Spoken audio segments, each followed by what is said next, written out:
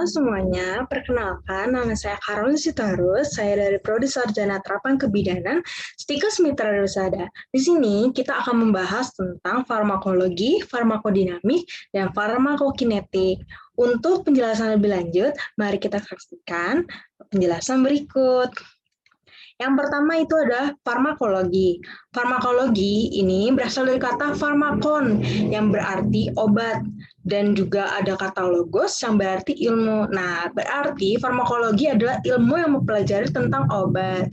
Ilmu farmakologi ini adalah ilmu yang mempelajari tentang obat kimia sintesis dengan seluruh aspeknya, antara lain sumber, sifat kimiawi, dan fisika, efek terhadap fisiologis tubuh dan nasibnya dalam organisme individu.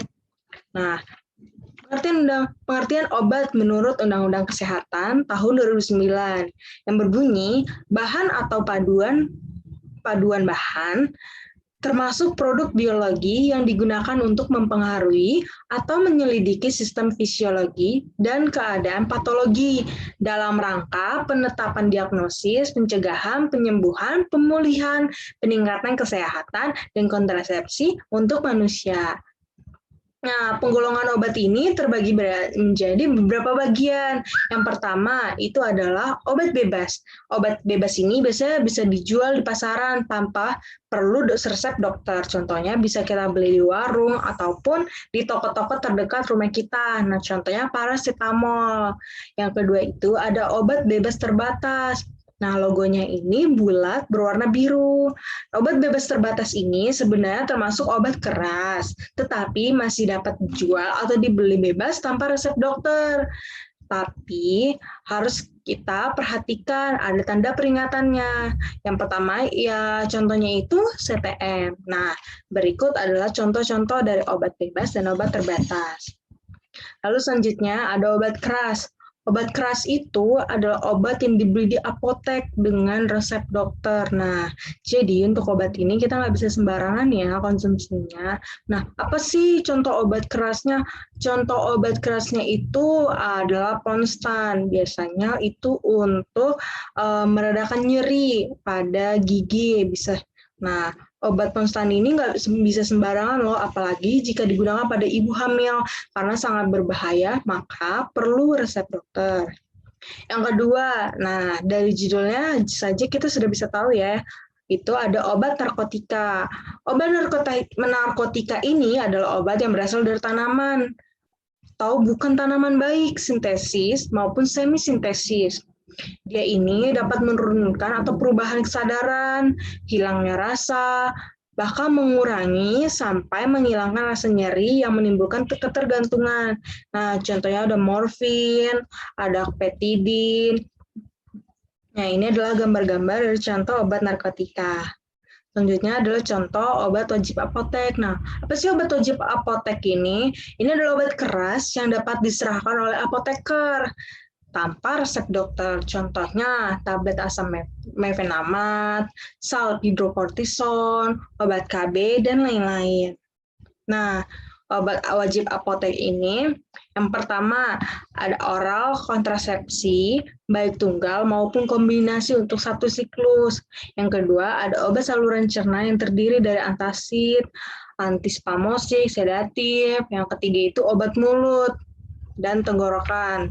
Maksimal di apotek itu adanya 1 botol. Yang keempat adalah obat saluran nafas yang terdiri dari obat asma tablet atau obat mukolitik. Nah, ini maksimalnya tersedia 20 tablet. Yang kelima adalah obat yang mempengaruhi sistem neuromuskular yang terdiri dari analgetik. Kita tahu seperti antalgin, asam mefenamat, clavenin, antalgin plus diazepam atau derivatnya, antihistamin. Nah, ini biasanya tersedia maksimal 20 tablet. Yang keenam itu ada antiparasit yang terdiri dari obat cacing, maksimal 6 tablet. Yang ketujuh ada obat kulit topikal yang terdiri dari semua krim, salep antibiotik, kortikosteroid, antifungi, antiseptik lokal, pemutih kulit. Nah, selanjutnya ada obat psikotoprika. Psikotoprika adalah obat keras baik alami maupun sintesis, tapi dia bukan termasuk bagian obat narkotik. Kenapa? Karena ini yang berkhasiat psikoaktif melalui pengaruh selektif pada susunan saraf pusat. Berarti obat psikotropika ini dia mempengaruhi pada susunan saraf pusat di otak yang dapat menyebabkan perubahan khas pada aktivitas mental dan perilaku seseorang. Misalnya diazepam, phenobarbital. Nah, biasanya selalu selanjutnya ada obat bahan-bahan alam Indonesia. Nah, ini biasanya banyak kalangan awam yang lebih beralih ke obat herbal. Nah, ada juga yang pertama itu jamu, obat yang berbentuk simplicia atau yang masih berbentuk seperti dedaunan yang kita rebus ataupun kita tumbuk, kita campur. Nah, kedua tuh ada obat herbal terstandar. Tersedia obat bahan alam yang telah dibuktikan keamanan dan khasiatnya secara ilmiah dan dengan uji praklinik, dan bahan bakunya telah distandarisasi. Yang ketiga itu adalah fitofarmaka. Ini adalah sediaan obat bahan alam yang telah dibuktikan keamanan khasiatnya secara ilmiah dan uji praklinik dan uji klinik bahan baku dan produk jadinya telah distandarisasi. Contohnya ada bintang tejo, ada antangin, lalu ada selanjutnya ada bintang 7, nah seperti itu. Nah, di sini tuh ada istilah penting dalam farmakologi. Yang pertama itu farmakokinetik. Apa sih? Itu dia yang mempelajari tentang nasib obat dalam tubuh. Atau ada singkatannya yaitu ATME, dan itu akan kita bahas setelah berikut. Nah, ini adalah contohnya dari ATME ini, ada absorpsi, distribusi, metabolisme, dan ekskresi. Lalu selanjutnya ada farmakodinamik. Apa sih itu? Adalah ilmu yang mempelajari tentang cara kerja obat dan efek obat terhadap fungsi dalam tubuh, serta pengaruh terhadap reaksi biokimia dan struktur organ. Nah, yang lalu ada farmakoterapi, pelajari tentang penggunaan obat untuk menyembuhkan penyakit. Farmasetik, pelajari tentang pembuatan formulasi sediaan obat, atau bisa kita sebut meracik obat. Ini ada biofarmasi ya, ini tentang pengaruh formulasi atau sediaan obat terhadap efek terapinya. Ada toksi, kalau kita mendengar toksi berarti racun. Ini tentang pelajari keracunan karena obat atau bahan kimia lainnya.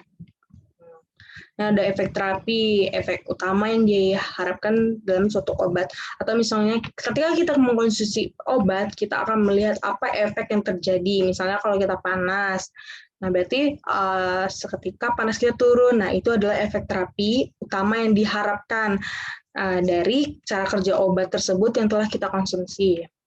Efek samping, ini kebalikan dari efek terapi, ini yang tidak diinginkan. Misalnya pada saat kita mengkonsumsi obat itu, kita merasa muntah, mual. Nah, efek toksis, ini efek yang lebih berat lagi, misalnya keracunan, atau misalnya berdebar-debar, bahkan sesak nafas. Ini biasanya disebabkan karena besaran dosis yang melebihi kebutuhan terapi, atau dosis yang terlalu besar. Di sini ada efek teratogen. Nah, efek ini efek obat pada dosis terapeutik untuk ibu hamil. Ini tuh sangat berbahaya ya, karena dapat menyebabkan cacat pada janin atau bisa menyebabkan keguguran. Yang kelima itu ada efek idiosinkasi, efek obat yang berlain sekali dengan efek terapi normalnya. Ada hypersensitif, itu alergi terhadap respon abnormal terhadap obat pada pasien. Misalnya pasien ada alergi obat, nah itu akan menimbulkan reaksi hypersensitif. Ada kumulasi, adalah suatu fenomena pengumpulan obat dalam tubuh akibat pengulangan penggunaan obat.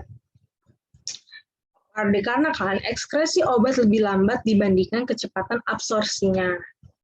Yang ketiga ini adalah toleransi, fenomena berkurangnya respon tubuh terhadap dosis obat yang sama sehingga perlu peningkatan dosis agar muncul efek terapi. Nah, ini biasanya dosis obat bisa kita menggunakan suatu obat sering, tetapi sudah tidak kita sudah merasakan sepertinya obat ini sudah tidak mampu untuk menyembuhkan ataupun memberi pada tubuh kita. Nah, biasanya itu akan seorang dokter akan meneliti atau menambahkan lagi dosisnya. Lalu selanjutnya ada tachyphylaxis, adalah proses fenomena berkurangnya kecepatan respon terhadap reaksi obat pada pengulangan penggunaan obat dalam dosis yang sama. Ini biasanya kurangnya kecepatan respon terhadap obat. Biasanya kita karena penggunaan obat dalam dosis yang sama, makanya ada antibiotik itu harus dihabiskan. Nah, supaya nanti bakteri atau kuman yang dalam tubuh kita itu tidak kebal terhadap obat yang biasa kita konsumsi. Seperti itu.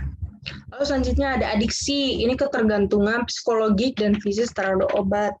Nah, menurut WHO, ciri-ciri orang yang adiksi itu gimana sih? Misalnya ada dorongan untuk menggunakan satu obat, terus cenderung dia tuh mau menaikkan dosis tanpa resep dokter, terus timbul ketergantungan psikis, psikologinya. Biasanya diikuti dengan ketergantungan fisik atau tubuhnya. Dan ini dapat merugikan terhadap individu maupun masyarakat sekitar. Resistensi, fenomena pada penggunaan antibiotik untuk penyakit infeksi, di mana obat tidak lagi bekerja untuk membunuh atau menghambat perkembangan bakteri tertentu. Ada potensia, yaitu efek yang timbul dari penggunaan obat yang diberikan bersama-sama atau obat campuran dengan aksi yang tidak sama menimbulkan efek yang lebih besar daripada jumlah efek masing-masing obat secara terpisah. Antagonis. Ini adalah efek yang berlawanan dari obat yang satu dan obat yang lain. Interaksi obat. Ini terjadi ketika efek satu obat dimodifikasi oleh obat lain karena diberikan sebelum atau bersama-sama. Placebo ini sediaan obat tanpa kegiatan farmakologi. Nah, ini ada rute dan cara pemberian obat. Kalau oral itu dimasukkan melalui mulut sampai ke lambung dan juga usus atau gastrointestinal. Nah, kalau sublingual, ini bisa kita lihat ada obat yang dikasih di bawah lidah. Karena di bawah lidah itu banyak sekali saraf-saraf yang menghubungkan ke otak. Yang ketiga itu ada parenteral, itu diberikan di luar lambung usus atau biasanya diinjeksi. Ada IV, itu ada di pembuluh darah. Intramuskular itu di otot daging. Intrakardial itu biasanya pada obat untuk jantung. Intrakutan itu biasanya di bawah kulit. Nah, itu biasanya untuk tes alergi obat. Nah, ada subkutan itu di bawah kulit. Intraokular itu pada mata, intranasal pada hidung, aural itu pada telinga, pulmonal atau respiratoral pada paru-paru, rektal atau itu pada dubur, intravagina ke dalam vagina, dan uretral itu pada saluran kemih. Lalu selanjutnya kita akan membahas tentang farmakokinetik dan farmakodinamik. Farmakokinetik. Nah, sebelumnya tadi kita sudah menyinggungnya. Nah, farmakokinetik ini terbagi menjadi 4. Ada yang bisa kita singkat adalah ADME. A itu absorpsi, D distribusi, C metabolisme, dan 4 ekskresi.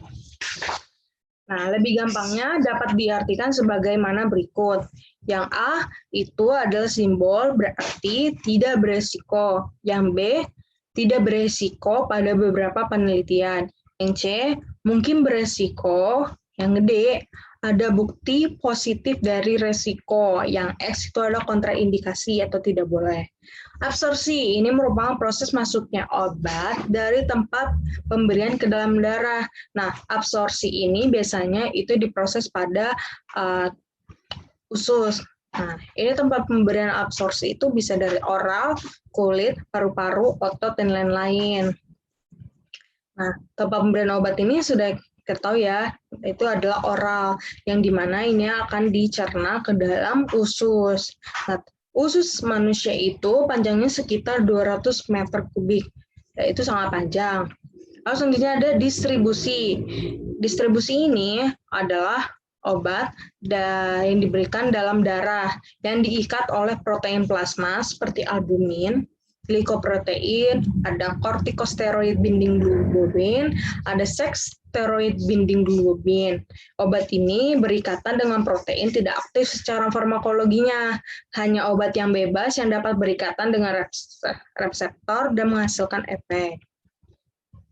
Contohnya, obat yang berikatan pada tempat yang sama pada protein plasma dalam saling bersaingan untuk dapat berikatan. Karena tempat ikatan pada protein plasma tersebut terbatas, maka obat yang pada dosis terapi dapat menemukan protein plasma dapat menggeser obat lain yang berikatan pada protein yang sama, sehingga obat bebas ini akan menimbulkan efek farmakologi dan eliminasi tubuh. Nah, metabolisme ini terjadi di hati, yakni di membran retikulum endoplasma. Nah, tempatnya ini juga ada tempat metabolisme ekskraptephaliti, itu ada di dinding usus, ginjal, paru, darah, otak, kulit, dan lumen kolon.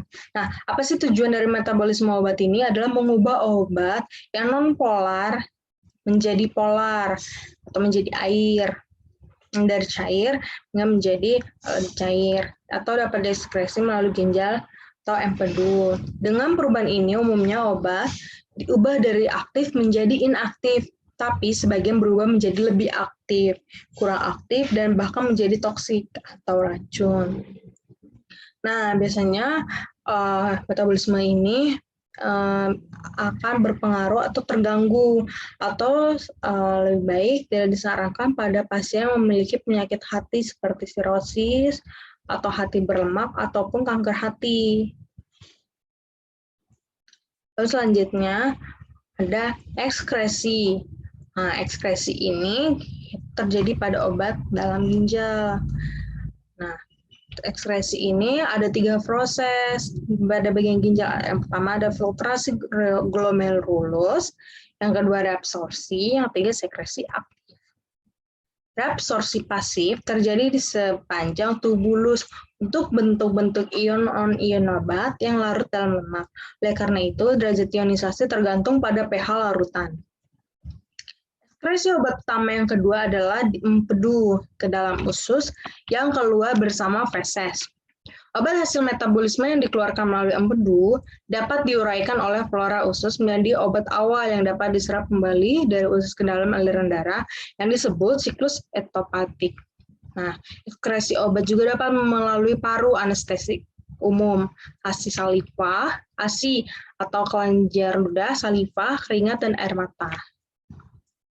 Lalu selanjutnya kita akan membahas tentang farmakodinamik. Nah, farmakodinamik ini adalah pengaruh obat terhadap sel hidup, organ, ataupun makhluk hidup. Nah, sebagian besar obat mempunyai afinitas terhadap organ atau jaringan tertentu yang disebut tempat bekerja obat. Nah, ada 2 nih. Yang pertama ada perubahan suasana seluler, 2 perubahan fungsi seluler. Yang akan kita bahas pada penjelasan berikut. Yang pertama, perubahan suasana seluler. Ini biasanya mengubah dari tubuh baik secara kimia maupun fisika.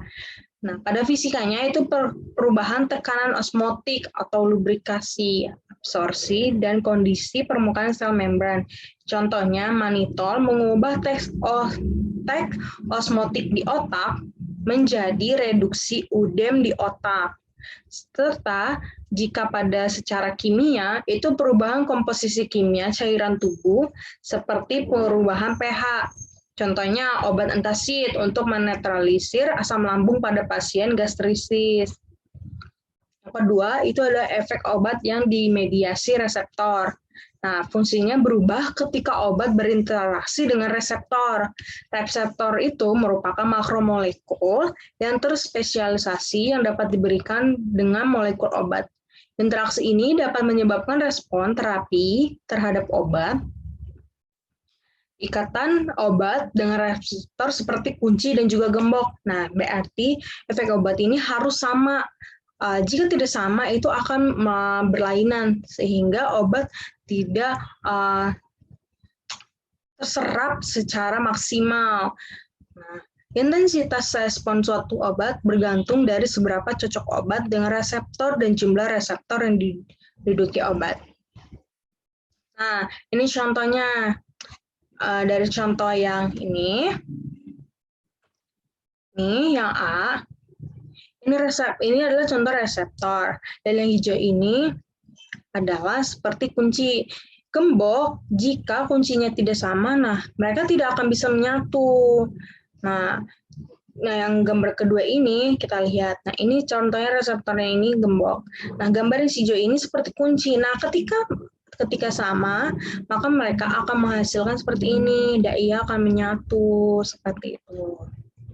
Nah, agonis adalah obat yang berikatan dengan reseptor dan menstimulus reseptor untuk menghasilkan respon terapi. Contohnya morfin. Obat yang berikatan parsial pada reseptor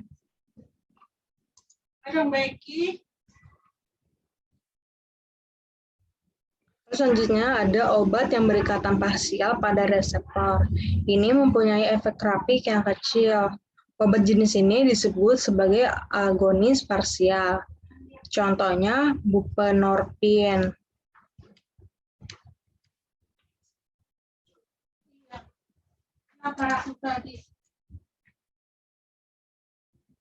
Lalu jumlah reseptor yang ditempati oleh obat mempengaruhi efek terapi.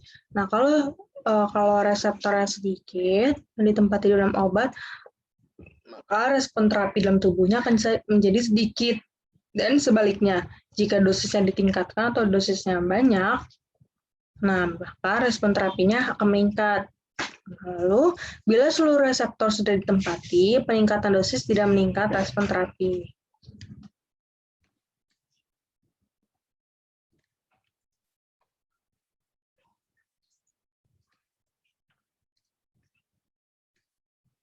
Nah, farmakodinamik antagonis ini ada antagonis pada reseptor yang bersifat kompetitif atau non-kompetitif. Yang pertama, antagonis kompetitif. Itu dua obatnya bersaing untuk mendapatkan berikatan pada reseptor yang sama. Pada antagonis ini, reversible efek agonis dapat ditingkatkan dengan meningkatkan dosis obat agonis. Yang kedua, antagonis non-kompetitif ini mengikat reseptor bukan pada tempat ikatan reseptor agonis, sehingga afinitas obat tidak berubah, namun efek maksimalnya berkurang. Nah, contohnya ini. Pada agonis dan pasangannya. Ini dia bisa menyatu, dan antagonis, dan juga pada reseptor bisa menyatu. Yang agonis ini, konfirmasi induk aktifnya terjadi pada reseptor protein, sedangkan antagonis yang non-kompetitif ini, antagonisnya bukan pada efeknya. Antagonis dan non-kompetitif, ini ada kurvanya. Ini antagonis salon dan juga antagonis kompetitif antagonis. Dia ini ada sekitar jembatan yang menjembatani, ini begitu juga. Lalu efek samping. Nah, biasanya efek samping ini terjadi ketika diberikan obat. Efek sampingnya berupa ringan, berat, bahkan sampai mengancam nyawa. Efek samping dapat terjadi pada pemberian dosis pertama atau berulang. Nah, efek samping dapat diprediksi, namun biasanya ini efek sampingnya terjadi secara tidak dapat prediksi. Nah, penanganannya itu pengurangan dosis atau penghentian penggunaan obat. Dan ini harus dikonsultasikan kepada dokter. Nah, mungkin itu saja penjelasan dari saya berupa 3 materi, farmakologi, farmakodinamik, dan farmakokinetik. Nah, saya harap mungkin teman-teman dapat memahaminya. Kurang lebihnya mohon maaf. Sekian dari saya. Terima kasih.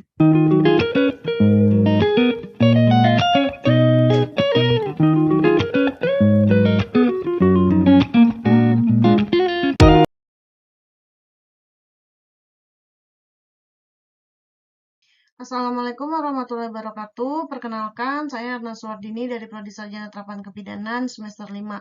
Di sini saya ingin mempresentasikan tentang materi dari analgetik. Pengertian dari analgetik adalah zat-zat yang pada dosis terapeutik menghilangkan atau menekan rasa nyeri tanpa menyebabkan kehilangan kesadaran. Analgetik disebut juga penghilang nyeri. Nyeri merupakan suatu perasaan pribadi di ambang toleransi nyeri yang berbeda-beda bagi setiap orang. Lalu di slide selanjutnya adanya penggolongan obat analgetik. Penggolongan obat analgetik dibagi menjadi dua, analgetik opioid dan analgetik non-opioid. Analgetik opioid adalah meredakan atau menghilangkan rasa nyeri, tetapi semua analgetik opioid menimbulkan adiksi atau ketergantungan. Sedangkan analgetik non-opioid adalah untuk meringankan atau menghilangkan rasa nyeri tanpa mempengaruhi SSP atau menurunkan kesadaran, juga tidak menimbulkan ketagihan. Diberikan untuk nyeri ringan sampai sedang, nyeri kepala, nyeri sakit gigi, nyeri otot, sendi perut, dan saat kita mengalami haid dan akibat benturan. Lalu di sini ada di slide selanjutnya adanya golongan analgetik antipiretik. Di antaranya ada salisilat, acetaminophenum, adanya pirazolon, dan adanya asam afenamid. Lalu di slide selanjutnya ada analgetik non-narkotik.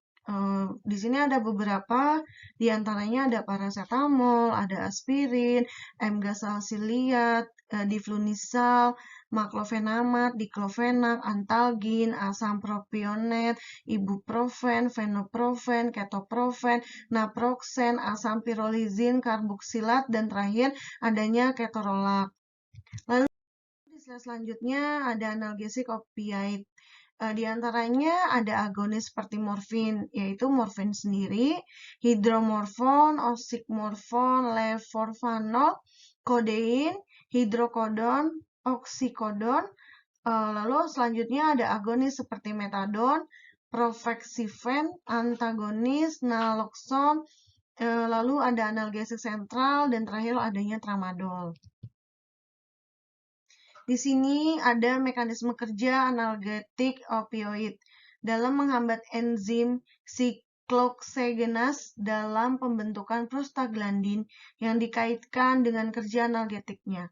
Dan efek sampingnya, kebanyakan analgetik OINS diduga bekerja secara diferifer. Lalu di slide selanjutnya ada mekanisme kerja obat analgetik non-narkotik. Mekanisme umum dari analgetik jenis ini adalah mengeblok pembentukan prostaglandin dengan enzim COX pada daerah yang terluka, dengan demikian mengurangi pembentukan mediator nyeri. Lalu di sini ada 4 efek samping dari obat analgetik. Di antaranya adalah gangguan saluran cerna, gangguan hati atau hepar, adanya gangguan ginjal, dan terakhir adalah reaksi alergi. Kesimpulan dari analgetik ini sendiri adalah senyawa yang dalam dosis terapeutik meringankan atau menekan rasa nyeri tanpa memiliki kerja anestesi umum. Analgetik ialah istilah yang digunakan untuk mewakili sekelompok obat yang digunakan sebagai pereda nyeri. Analgetik termasuk obat antiinflamasi non-steroid seperti salisilat, obat narkotika, morfin, dan obat sintetis bersifat narkotik seperti tramadol. Sekian presentasi dari saya, kurang lebihnya saya mohon maaf. Wabillahi taufiq wal hidayah. Wassalamualaikum warahmatullahi wabarakatuh. Terima kasih. Obat anti jamur. 1. Pengertian obat anti jamur. Anti jamur adalah kelompok obat untuk mengatasi infeksi jamur. Obat anti jamur atau antipungsi ini tersedia dalam berbagai bentuk sediaan, mulai dari tablet, krim, salep, sabun, bedak, hingga sampo. Obat ini digunakan sesuai resep dokter. Indikasi: infeksi jamur pada kulit, rambut, dan kuku bila terapi topika gagal. Yang ketiga, kontraindikasi: porfia, kegagalan hepatoseluler atau lupus, erythematous, kehamilan. 4. Dosis: dewasa dan lansia 500 mg 1 kali sehari, dosis tunggal atau terbagi. Anak-anak dosis harian 10 mg atau kg/BB 1 kali sehari, dosis tunggal atau terbagi.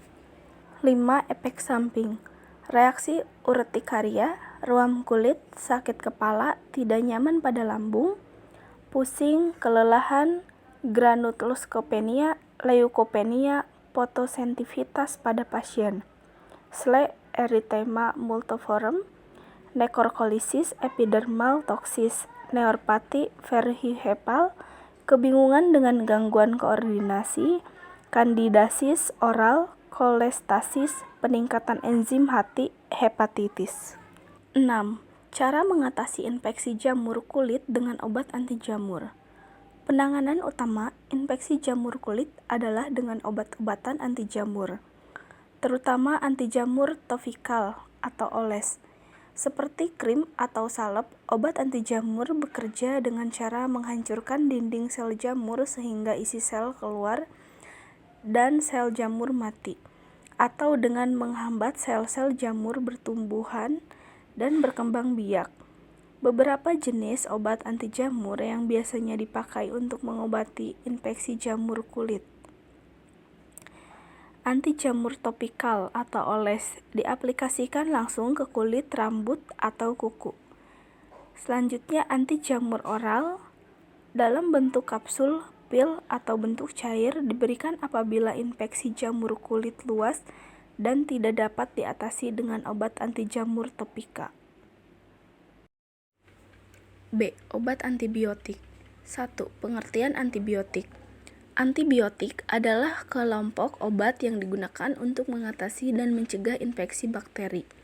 Obat ini bekerja dengan cara membunuh dan menghentikan bakteri berkembang biak di dalam tubuh. Antibiotik tidak dapat digunakan untuk mengatasi infeksi akibat virus seperti flu. 2. Macam-macam obat antibiotik: penisilin, cefalosporin, aminogloksida, tetrasiklin, makrolid, quinolen, sulfa atau sulfaramida. Yang ketiga, dosis. Beberapa dosis amoxicillin untuk orang dewasa. Yang pertama, azithromycin 500 mg secara oral 3 kali sehari atau 875 mg secara oral 2 kali sehari selama 6 bulan. Yang kedua, profilaksis anars 500 mg oral setiap 8 jam. Yang ketiga, cutaneous belcus anacerius 500 mg secara oral 3 kali sehari. 4. Dosis amoxicillin. Dosis amoxicillin untuk anak, profilaksis endokarditis bakteri 50 mg atau kg secara oral sebagai dosis tunggal 1 jam sebelum prosedur. Profilaksis anarix 80 mg per kg per hari dibagi dalam dosis yang sama diberikan secara oral setiap 8 jam. Dosis maksimum 500 mg per dosis. 5. Efek samping. Efek samping antibiotik yang dapat menyebabkan masalah kesehatan sementara. Beberapa efek samping obat antibiotik yang umum antara lain diare, mual, muntah, infeksi jamur vagina, reaksi alergi, dan gangguan telinga bagian dalam. 6. Cara mengatasi antibiotik adalah obat-obatan yang digunakan untuk mengatasi infeksi bakteri. Terdapat beberapa jenis antibiotik berbeda yang bekerja melawan berbagai jenis bakteri, berbeda dan sejumlah jenis parasit. Jika digunakan dengan benar, obat antibiotik dapat membunuh dan memperlambat pertumbuhan bakteri penyebab masalah kesehatan. Hal ini pada akhirnya membantu sistem kekebalan alami Anda untuk mengatasi infeksi tersebut.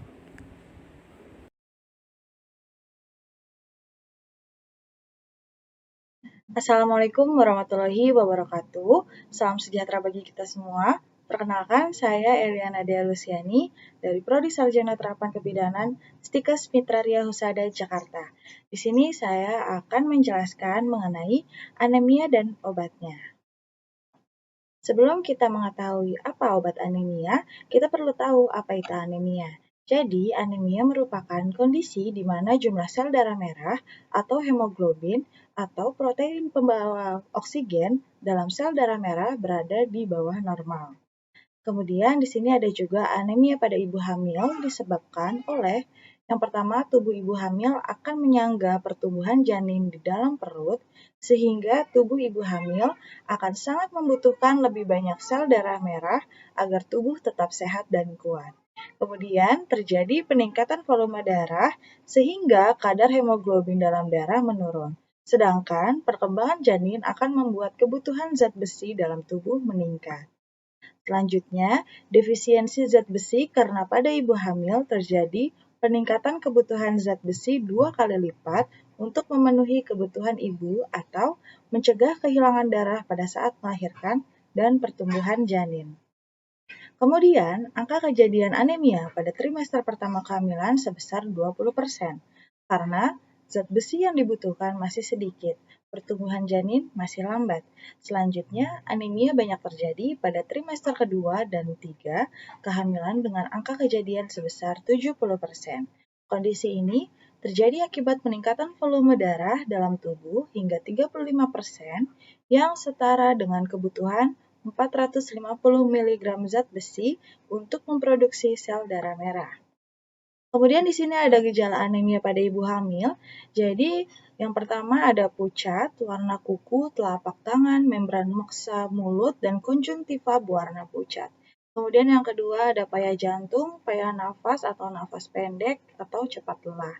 Kemudian yang ketiga sakit kepala, pusing ketika berdiri, dan telinga berdenging.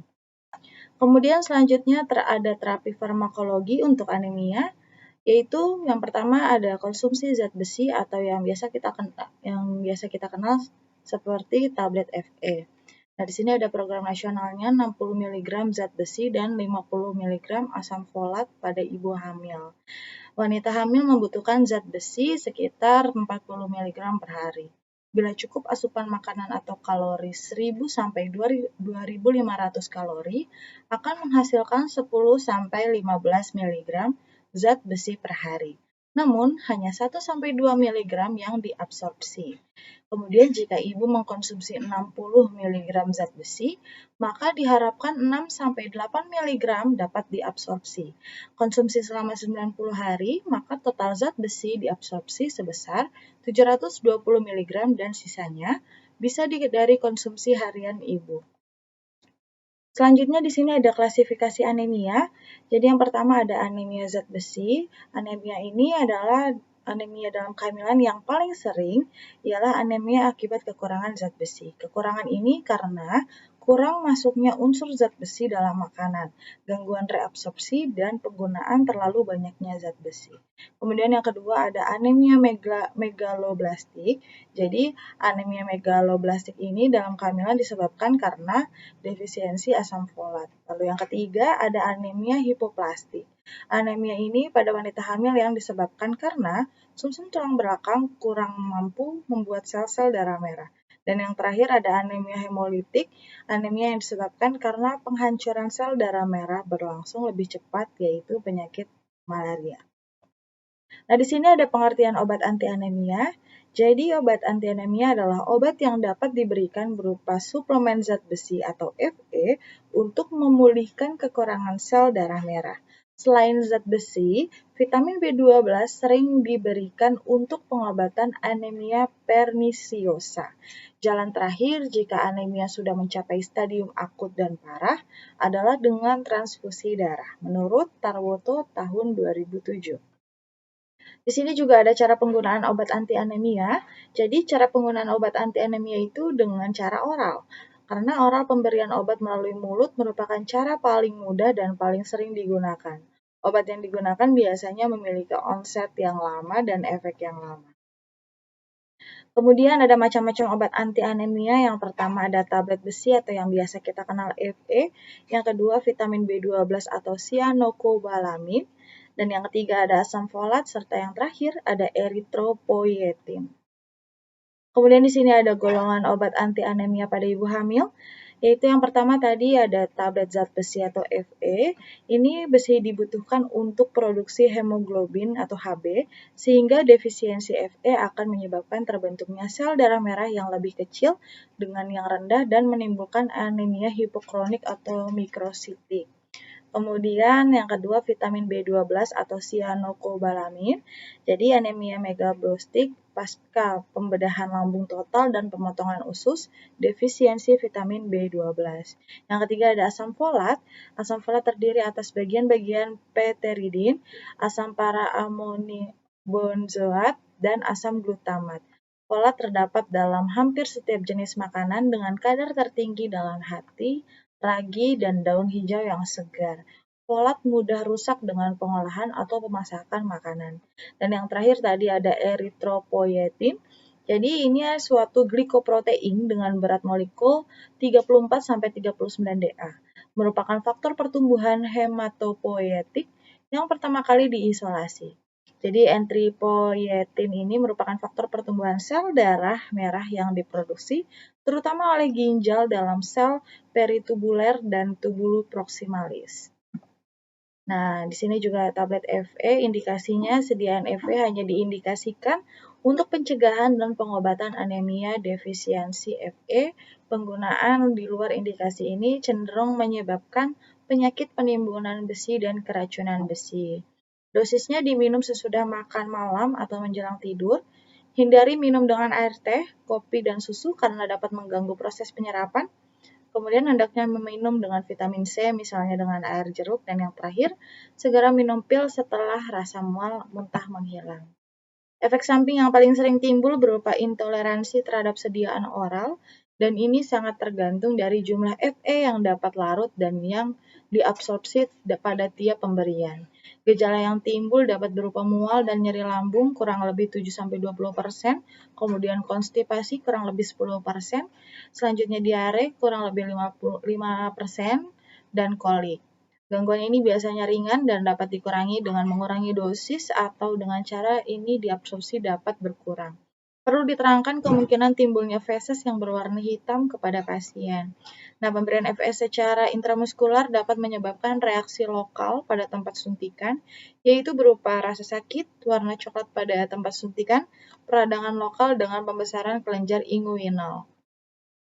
Kemudian selanjutnya asam folat, indikasinya kebutuhan asam folat meningkat pada wanita hamil dan dapat menyebabkan defisiensi asam folat bila tidak atau kurang mendapatkan asupan asam folat dari makanannya. Ada hubungan kuat antara defisiensi asam folat pada ibu dengan inscience defect neural tube seperti sapina bifida dan anencephalus pada bayi yang dilahirkan. Wanita hamil membutuhkan sekurang-kurangnya 500 mg asam folat per hari. Suplementasi asam folat dibutuhkan untuk memenuhi kebutuhan tersebut, untuk mengurangi insiden defect neural tube. Kemudian dosisnya yang digunakan tergantung dari beratnya anemia dan komplikasi yang ada. Umumnya folat diberikan per oral, tetapi bila keadaan tidak memungkinkan, folat diberikan secara intramuskular atau SK. Untuk tujuan diagnostik digunakan dosis 0,1 mg per oral selama 10 hari yang hanya menimbulkan respons hematologik pada pasien defisiensi folat. Hal ini menimbulkan respon membedakannya dengan defisiensi vitamin B12 yang baru memberikan respon hematologik dengan dosis 0,2 mg per hari atau lebih. Assalamualaikum warahmatullahi wabarakatuh. Perkenalkan, nama saya Puput Mutianisa. Saya di sini akan menjelaskan tentang obat diuretika dan obat perkusi. Berikut penjelasan yang akan saya jelaskan. Baik, yang pertama yaitu tentang obat diuretika adalah obat yang digunakan untuk membuang kelebihan garam dan air dari dalam tubuh melalui urin. Nah, obat ini memiliki beberapa jenis yaitu loop diuretik, diuretik hemat kalium, dan tizin, diuretik atau diuretik tersedia dalam bentuk obat minum atau suntik. Di sini ada beberapa kondisi dan penyakit yang bisa diatasi oleh obat golongan diuretika, yaitu yang pertama ada hipertensi, retensi air berlebih, edema atau ascites, gagal jantung, kognitif atau sirosis hati, glukoma, peningkatan tekanan intrakranial atau tekanan di dalam kepala. Jenis obat diuretik yang pertama thiazin, diuretik lob, diuretik hemat kalium, penghambat karbonat anhidrous, yang kelima diuretik osmotik. Lalu ada peringatan sebelum menggunakan diuretik. Yang pertama yaitu jangan menggunakan diuretik jika Anda memiliki riwayat alergi terhadap obat ini atau obat golongan sulfonamida atau sulfa seperti cotrimoxazole. Lalu beritahu dokter jika Anda menderita penyakit Addison. Hal ini karena diuretik hemat kalium tidak boleh diberikan kepada penderita penyakit ini. Lalu ada efek samping diuretik, ada pusing, sakit kepala, mulut kering, kram perut, kram otot, sembelit atau konstipasi, impotensi, telinga berdenging atau tinnitus, turunnya tekanan darah, hipotensi, ginekomastia, rasa lelah dan lemas yang berlebih. Peningkatan kadar asam urat dan gout, peningkatan kadar gula darah, peningkatan kadar kolesterol dalam darah, perubahan dan ketidakseimbangan elektrolit termasuk kalium.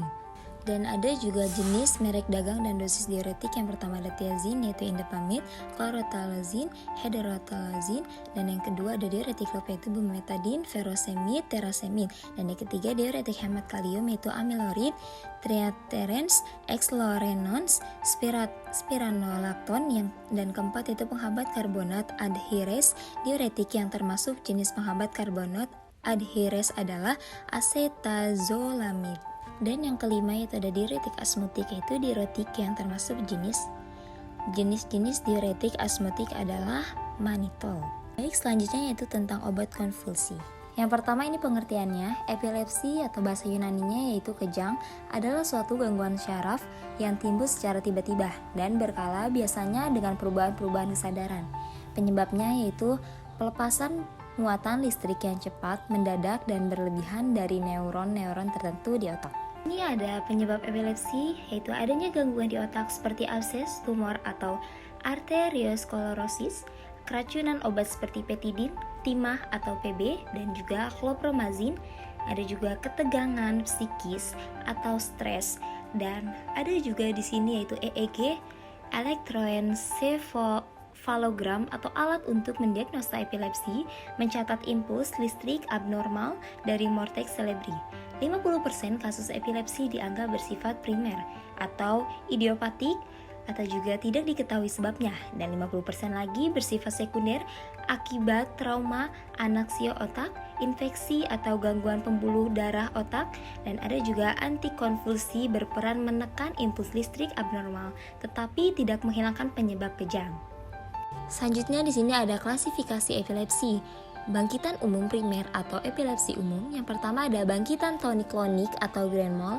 Yang kedua bangkitan lena atau petit mal absence, gangguan kesadaran sesaat disertai mata terfiksasi atau staring dengan terhentinya aktivitas yang sedang berjalan berlangsung 30 detik. Dan yang ketiga bangkitan lena tidak khas, bangkitan tonik, bangkitan atonik, infantile spasms. Lalu ada bangkitan tersial atau vokal atau lokal. Yang pertama ada bangkitan tersial sederhana, gejala tergantung korteks yang teraktivasi. Yang pertama motorik yaitu ada gerakan, dan sensorik yaitu parestesia, kesadaran baik lama serangan yaitu 20-60 detik. Lalu di sini ada gejala kejang berdasarkan sisi otak yang terkena. Yang pertama ada sisi otak yang terkena, gejalanya yaitu lobus frontalis yaitu kedutaan pada otak tertentu, lobus occipitalis yaitu halusinasi kilauan cahaya, ada juga lobus parietalis yaitu mati rasa atau kesemutan di bagian tubuh tertentu, dan ada juga lobus temporalis yaitu halusinasi gambaran dan perilaku repetitif yang kompleks, misalnya berjalan berputar-putar. Dan ada juga yang terakhir ada juga lobus temporalis anterior yaitu gerakan mengunyah, gerakan bibir mencium, dan ada juga lobus temporalis anterior yaitu sebelah dalam halusinasi bau, baik yang menyenangkan maupun yang tidak menyenangkan. Di sini ada mekanisme kerja anti-epilepsi, yaitu mencegah terjadinya pelepasan muatan listrik yang abnormal di pangkalnya atau fokus dalam SSP, sehingga dapat menghindarkan tersebarnya aktivitas berlebihan kepada neuron-neuron saraf lain. Baik, tadi sudah saya jelaskan obat diuretika dan obat konvulsi. Sekian dari saya, kurang lebihnya mohon maaf. Wabillahi taufiq wal hidayah. Wassalamualaikum warahmatullahi wabarakatuh.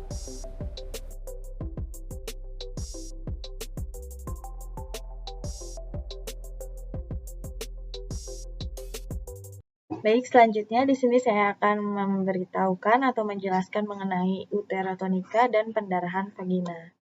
Jadi, uterotonika ini adalah obat yang bekerja untuk meningkatkan kontraksi uterus atau rahim. Uterotonik banyak digunakan untuk induksi, penguatan persalinan, pencegahan serta penanganan pendarahan postpartum, pengendapan pendarahan akibat abortus incompleticus, dan penanganan aktif pada kala persalinan. Pemberian obat uterotonik ini adalah salah satu upaya untuk mengatasi pendarahan pasca persalinan atau setelah lahirnya plasenta. Namun, pemberian obat ini sama sekali tidak dibolehkan sebelum bayi lahir. Keuntungan pemberian uterotonika ini adalah untuk mengurangi pendarahan kala-3 dan mempercepat lahirnya plasenta. Obat uterotonik ini yang pertama ada methylergometrin, nama lainnya methylergonopine, merupakan alkaloid ergot yang berasal dari jamur gandum Claviceps purpurea. Dosis secara intramuskular 0,25 mg yang dapat diulang tiap 5 menit sampai dosis maksimal 1,25 mg atau 0,125 mg secara intravena. Jika mengalami pendarahan secara intramuskular adalah 1 mili atau secara intravena 0,5 sampai 1 mili. Jika untuk melancarkan persalinan kala-3 secara intramuskular 0,5 sampai 1 mili. Dapat mengakibatkan kenaikan tekanan darah sehingga methylergotamin tidak boleh diberikan pada pasien hipertensi. Obat ini juga dapat menyebabkan rasa mual dan muntah serta sakit perut. Merek dagangnya ada Metergine, Bloodstop, Glometil, Methylat, Medvel, dan lain-lain. Yang kedua ada oksitosin. Jadi obat oksitosin ini memiliki fungsi serupa dengan hormon oksitosin alami yang diproduksi tubuh. Obat ini berfungsi untuk memicu atau memperkuat kontraksi pada otot rahim. Karena itu, oksitosin dapat digunakan untuk merangsang atau menginduksi persalinan dan menghentikan perdarahan setelah persalinan. Selain itu, obat ini juga dapat membantu merangsang keluarnya air susu pada ibu menyusui. Dosis oksitosin jika untuk induksi persalinan, dosis awalnya 1-4 mU per menit, dosis dapat dinaikkan 1-2 mU per menit dalam interval waktu minimal 20 menit. Jika untuk terapi abortus incomplete, secara infus intravena per drip 10 unit oksitosin dalam 500 ml saslin per D5%. Obat diberikan 20-40 tetes per menit. Untuk mengontrol pendarahan postpartum, yaitu 10-40 unit oksitosin dalam 1000 ml larutan steril intravena per drip. Kemudian bradikardia, aritmia, asfiksia pada janin, pecahnya uterus, retensi air, serta hipotensi. Merek dagangnya ada Induxin, Oxila, Protocin, Santocin, atau Tiacinon. Yang ketiga ada prostaglandin. Prostaglandin ini adalah zat dengan struktur kimia menyerupai hormon. Perannya penting karena prostaglandin dibutuhkan dalam sistem reproduksi serta proses penyembuhan luka. Nah, prostaglandin ini diproduksi tubuh hanya pada kondisi-kondisi tertentu. Secara alami, tubuh akan memproduksi prostaglandin ketika dibutuhkan. Prostaglandin ini akan diproduksi tubuh sepanjang siklus menstruasi. Fungsi prostaglandin selama menstruasi yaitu merangsang otot rahim untuk berkontraksi untuk membantu pengeluaran darah menstruasi. Hal ini yang kemudian menyebabkan nyeri haid. Jika nyeri haid terasa begitu menyakitkan, bisa jadi ini disebabkan oleh kadar prostaglandin yang tinggi dalam tubuh. Pada ibu hamil, prostaglandin membantu terjadinya kontraksi rahim dan membuat leher rahim terbuka lebih lebar. Obat yang mengandung prostaglandin mungkin akan diberikan jika dokter memutuskan untuk melakukan induksi dengan tujuan mempercepat proses persalinan. Obat ini akan merangsang kontraksi rahim. Induksi dapat berupa pemberian prostaglandin saja atau pemberian prostaglandin yang diikuti oleh pemberian hormon oksitosin. Peran lain dari prostaglandin dalam sistem reproduksi diantaranya yang pertama, mengontrol pendarahan yang berlebihan setelah melahirkan. Yang kedua, terminasi atau mengakhiri kehamilan. Dan yang selanjutnya mengendalikan paten ductus arteriosus, yaitu kondisi di mana ductus arteriosus atau saluran antara aorta dan arteri pulmonalis tetap terbuka setelah bayi lahir. Kelainan jantung bawaan yang biasanya dialami oleh bayi dengan kelahiran prematur. Kemudian di sini ada gemepros. Jadi gemepros adalah prostaglandin sintesis yang bekerja pada reseptor yang sama di uterus sebagai prostaglandin alami. Gemepros membuat uterus berkontraksi dan menyebabkan masuknya uterus atau leher rahim untuk melunak dan melebar. Gemepros juga menurunkan suplai darah ke plasenta dan uterus. Gemepros untuk pematangan serviks selama terminasi terapeutik, dosis yang diberikan adalah 1 mg per hari. Merek dagangnya ada Cervagep, tablet vaginal. Kemudian ada dinoproston. Dinoproston adalah obat yang digunakan untuk membantu mempersiapkan serviks atau pembukaan yang lebih rendah dari rahim untuk persalinan. Hal ini digunakan pada wanita yang mengalami kehamilan normal dan yang berada pada atau dekat tanggal jatuh tempo persalinan. Dinoproston adalah zat alami yang digunakan oleh tubuh untuk membuat persiapan persalinan. Obat ini merelekskan dan membuat leher rahim atau pematangan serviks untuk memungkinkan bayi melewati jalan lahir selama persalinan. Diberikan dalam bentuk suppositoria vaginal dosis 20 mg. Nama lainnya prostaglandin E2, merek dagangnya Prostin E2 Cervidil. Kemudian ada misoprostol. Jadi misoprostol ini adalah suatu analog prostaglandin L-sintetik yang menghambat sekresi asam lambung dan menaikkan proteksi mukosa lambung. Dosisnya sebagai obat pematangan serviks dan induksi mulai dari 35 mikrogram setiap 4-6 jam sebagai pencegahan pendarahan postpartum 600 mcg secara oral atau sublingual. Merek dagangnya ada Cytotec, Chromalox, Gastrol, Invitec, dan lain-lain. Di sini ada perapat prostaglandin, hiperstimulus uterus, inflamasi, sensitasi terhadap rasa nyeri, diuresis dan kehilangan elektrolit, efek pada SSP, gangguan gastrointestinal. Kemudian ada pendarahan per vagina. Jadi pada awal kehamilan pendarahan yang tidak dapat dianggap normal adalah pendarahan yang merah, berat, dan menimbulkan rasa sakit. Karena merupakan pertanda bahwa telah terjadi abortus kehamilan atau kehamilan ektopik. Pada usia kehamilan selanjutnya terkadang juga muncul pendarahan abnormal dengan warna merah, banyak, serta timbul rasa nyeri. Jadi terapi pada perdarahan pervaginan ini dengan hemostatik, contohnya asam tranexamat dengan dosis 250-500 mg 3-4 kali sehari. Efek sampingnya adalah gangguan gastrointestinal. Kemudian untuk penguat kandungan, contohnya alilestrenol dengan dosis kalau abortus mengancam 3 kali sehari 5 mg selama 5-7 hari, kurangi dosis secara bertahap setelah gejala menghilang.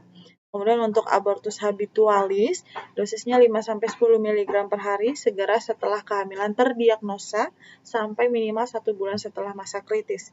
Kemudian untuk ancaman kelahiran prematur maksimal 40 mg per hari. Efek sampingnya gangguan penglihatan, migrain, gangguan gastrointestinal. Kemudian alilestrenol adalah obat yang dapat digunakan untuk mencegah terjadinya keguguran. Salah satu penyebab keguguran adalah akibat rendahnya hormon progesteron. Dalam hal ini, alilestrenol berperan sebagai pengganti hormon tersebut di dalam tubuh. Alilestrenol bekerja seperti hormon progesteron alami yang membantu mempersiapkan rahim untuk menerima sel telur yang telah dibuahi serta membantu menekan resiko keguguran. Merek dagangnya ada progeston, alirenol, nobor, opstanon, dan lain-lain. Berikut adalah contoh dari alilestrenol. Mungkin cukup sekian yang dapat saya sampaikan. Kurang lebihnya mohon maaf. Wassalamualaikum warahmatullahi wabarakatuh.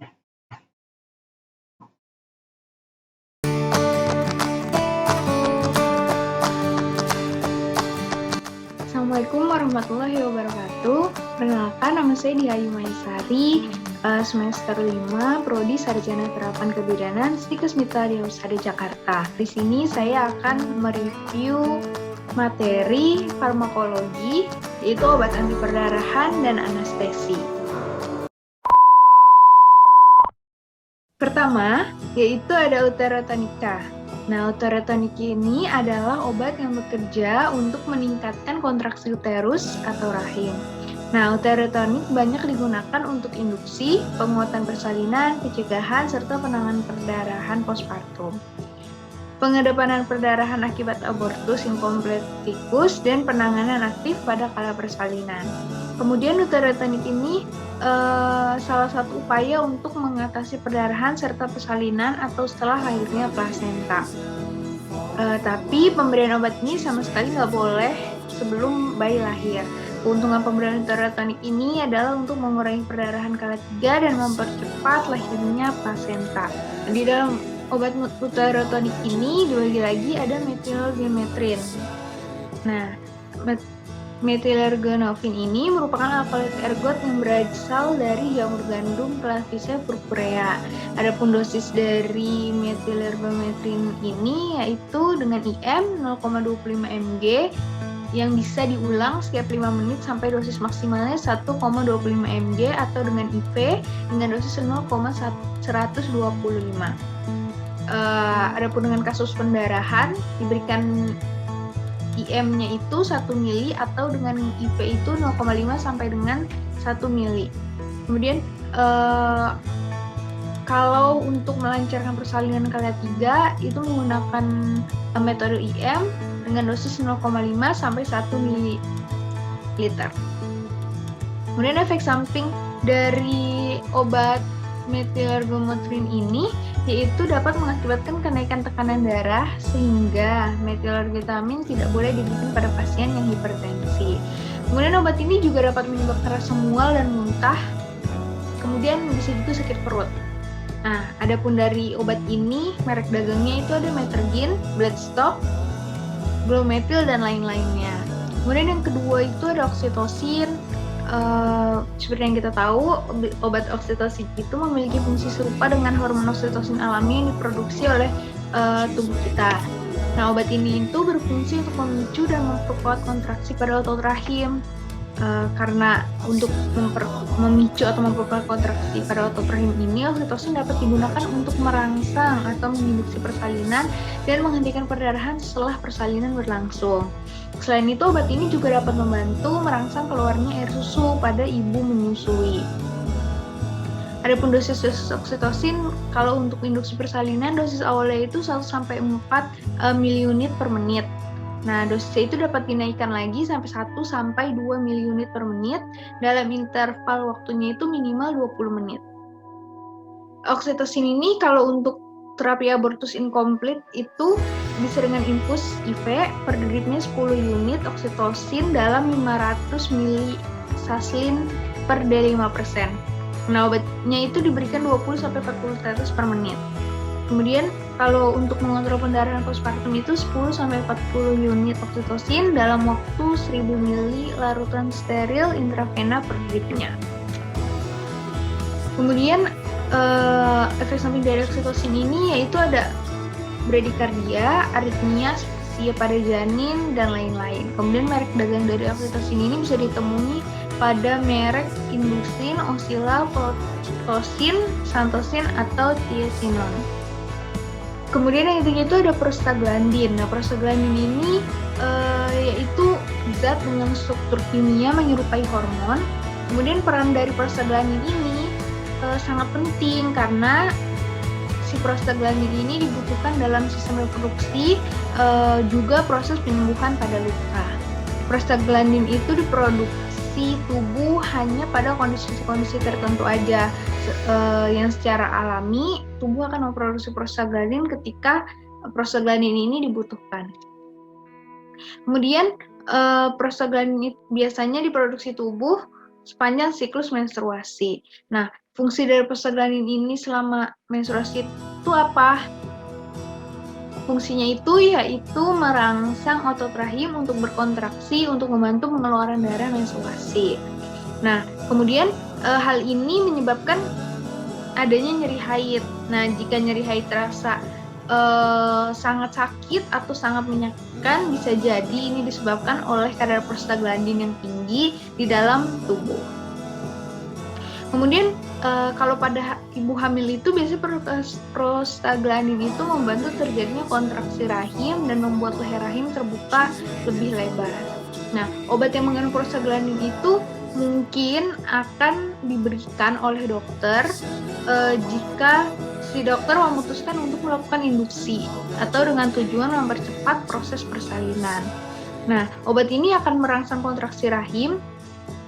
Kemudian induksi dapat berupa pemberian prostaglandin saja atau pemberian prostaglandin yang diikuti oleh pemberian hormon oksitosin. Kemudian peran lain dari prostaglandin dalam sistem reproduksi diantaranya yaitu mengontrol perdarahan yang berlebihan setelah melahirkan, kemudian terminasi atau mengakhiri persalinan, kemudian mengendalikan paten ductus anteriosus, yaitu kondisi di mana ductus anteriosus atau saluran antara aorta dan arteri pulmonalis tetap terbuka setelah bayi lahir. Nah, bisa juga kelainan jantung bawaan yang itu bisa menyebabkan kelainan jantung bawaan yang biasa dialami oleh bayi dengan kelahiran prematur. Kemudian ada Gemepros. Nah, Gemepros ini adalah prostaglandin sintesis atau dengan nama lainnya PGE1 yang bekerja pada reseptor yang sama di uterus sebagai prostaglandin alami. Gemepros ini membuat uterus berkontraksi dan menyebabkan masuknya uterus atau leher rahim untuk melunak dan melebar. Nah, Gemepros ini juga menurunkan suplai darah ke plasenta dan uterus. Gemepros untuk pematangan serviks selama terminasi terapeutik. Nah, dosis yang diberikan itu adalah 1 mg per hari. Adapun merek dari Gemepros ini bisa ditemui dengan merek Servagem Tab Vagina. Kemudian ada Dinoproston. Nah, Dinoproston ini adalah obat yang digunakan untuk membantu mempersiapkan serviks atau pembukaan yang lebih rendah dari rahim untuk persalinan. Hal ini digunakan pada wanita yang mengalami kehamilan normal dan yang berada pada atau dekat tanggal jatuh tempo persalinan. Nah, Dinoproston ini adalah zat yang digunakan oleh tubuh untuk membuat persiapan persalinan. Obat ini merilekskan dan melembutkan leher rahim atau pematangan serviks untuk memungkinkan bayi melewati jalan lahir selama persalinan. Dosisnya itu diberikan dalam bentuk suppositoria vaginal dengan dosis 20 mg. Nama lain dari Dinoproston ini yaitu prostaglandin E2. Adapun merek dagangnya itu bisa ditemui dengan nama Prostin E2 atau Servidil. Kemudian ada misoprostol. Nah, misoprostol ini adalah satu analog prostaglandin L-sintetik yang menghambat sekresi asam lambung dan menaikkan proteksi mukosa lambung. Adapun dosis misoprostol ini kalau sebagai obat pematangan serviks induksi itu mulai dari 35 mcg setiap 4-6 jam. Kemudian sebagai pencegahan perdarahan postpartum dengan dosis 600 mcg secara oral atau sublingual. Kemudian merek dagang dari misoprostol ini bisa ditemui dengan nama Cytotec, terus Chromalux, Gastrul, Invitec, dan lain-lain. Efek samping dari misoprostol ini yaitu hiperstimulus uterus, kemudian inflamasi, sensitasi terhadap rasa nyeri, dan lain-lain. Pada awal kehamilan itu pendarahan yang tidak dapat dianggap normal adalah pendarahan yang merah, berat, dan menimbulkan rasa sakit karena itu merupakan pertanda bahwa telah terjadi abortus kehamilan atau kehamilan ektopik. Kemudian pada usia kehamilan selanjutnya terkadang juga muncul perdarahan abnormal dengan warna merah, kemudian banyak lalu ada timbul rasa nyeri. Adapun terapi perdarahan pervagina itu biasanya itu hemostatik, contohnya itu ada asam tranexamat dengan dosis 250 sampai 500 mg 3 sampai 4 kali sehari. Nah, efek samping dari asam tranexamat ini yaitu gangguan gastrointestinal. Jadi ada gangguan di lambung. Selanjutnya adalah obat anestetik. Nah, anestesi ini termasuk ke dalam obat analgetik. Nah, obat anestesi ini bekerja dengan mengurangi kemampuan saraf dalam mengantarkan impuls saraf. Nah, kondisi ini akan mencegah transmisi impuls sehingga fungsi normal saraf akan dihambat. Nah, contoh dari obat-obat anestesi ini yang biasa digunakan dalam kebidanan yaitu lidokain dan bupivakain. Efek samping dari obat anestesi ini yaitu mual, tremor, konvulsi, hipotensi, dan bisa juga depresi pernafasan.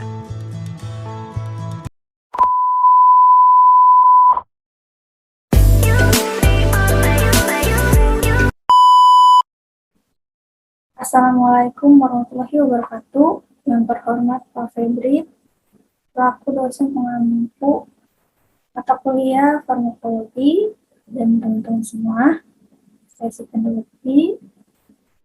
Pada kesempatan ini akan mempresentasikan mengenai obat pri dan eklansia serta obat hipertensi. Terima kasih.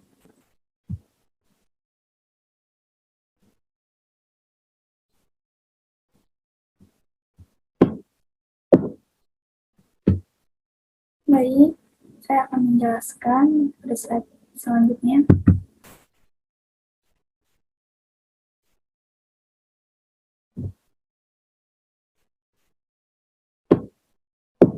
Baik, yang pertama yaitu ada pengertian pri dan eklansia. Untuk yang pertama yaitu preeklansia ringan, yaitu beragam jaringan adalah timbul hipertensi, disertai proteinuria dan atau edema setelah umur kehamilan 20 minggu atau segera setelah persalinan. Kemudian gejala ini dapat timbul sebelum umur kehamilan 20 minggu pada penyakit trophoblast. Baik, untuk penjelasan yang kedua, yaitu ada preeklamsia berat, suatu komplikasi kehamilan yang ditandai dengan timbulnya hipertensi 160/110 mmHg atau lebih disertai proteinuria dan atau edema pada kehamilan 20 minggu atau lebih. Selanjutnya, yaitu ada pengertian eklamsia. Untuk pengertiannya sendiri yaitu kelainan akut pada wanita hamil dalam persalinan atau masa nifas yang ditandai dengan timbulnya kejang, bukan timbul akibat kelainan neurologi, tetapi di mana sebelumnya sudah menunjukkan gejala-gejala preeklamsia. Next. Baik, di sini yaitu ada penjelasan macam-macam obat pri dan eklamsia. Yang pertama yaitu ada magnesium sulfat. Yang kedua phenytoin. Yang ketiga diazepam. Yang keempat labetalol. Yang kelima hidralazin. Yang keenam nifedipin. Next. Baik, yang pertama yaitu penjelasan dari magnesium sulfat, merupakan antikonvulsan yang efektif dan membantu mencegah kejang, kambuhan, dan mempertahankan aliran darah ke uterus dan aliran darah ke fetus. Magnesium sulfat ini sendiri berhasil mengkontrol kejang eklamptik pada lebih dari 95% kasus. Selain itu, zat ini memberikan keuntungan fisiologis untuk fetus dengan meningkatkan aliran darah ke uterus. Selanjutnya yaitu ada phenytoin, telah berhasil digunakan untuk mengatasi kejang eklamptik. Phenytoin sendiri yaitu bekerja untuk menstabilkan aktivitas neuron dengan menurunkan flux ion di seberang membran depolarisasi. Kemudian untuk keuntungannya sendiri yaitu dapat dilanjutkan secara oral untuk beberapa hari sampai resiko kejang eklamptik berkurang. Next. Baik, selanjutnya yaitu ada diazepam. Telah lama digunakan untuk menanggulangi kedaruratan pada kejang eklektik, mempunyai waktu paruh yang pendek dan efek depresi SSP yang signifikan. Selanjutnya yaitu ada hidralazin, merupakan vasodilator arteriolar langsung yang menyebabkan takikardi dan peningkatan kardiak output. Untuk hidralazin sendiri yaitu membantu meningkatkan aliran darah ke uterus dan mencegah hipotensi. Hidralazin sendiri dimetabolisir di hati dan dapat mengontrol hipertensi pada 95% pasien dengan eklamsia. Next. Selanjutnya yaitu ada labetalol. Merupakan beta blocker non-selektif tersedia dalam peripat 4 dan per oral. Kemudian digunakan sebagai pengobatan alternatif dari hidralazin pada penderita eklamsia. Selanjutnya yaitu ada nifedipin.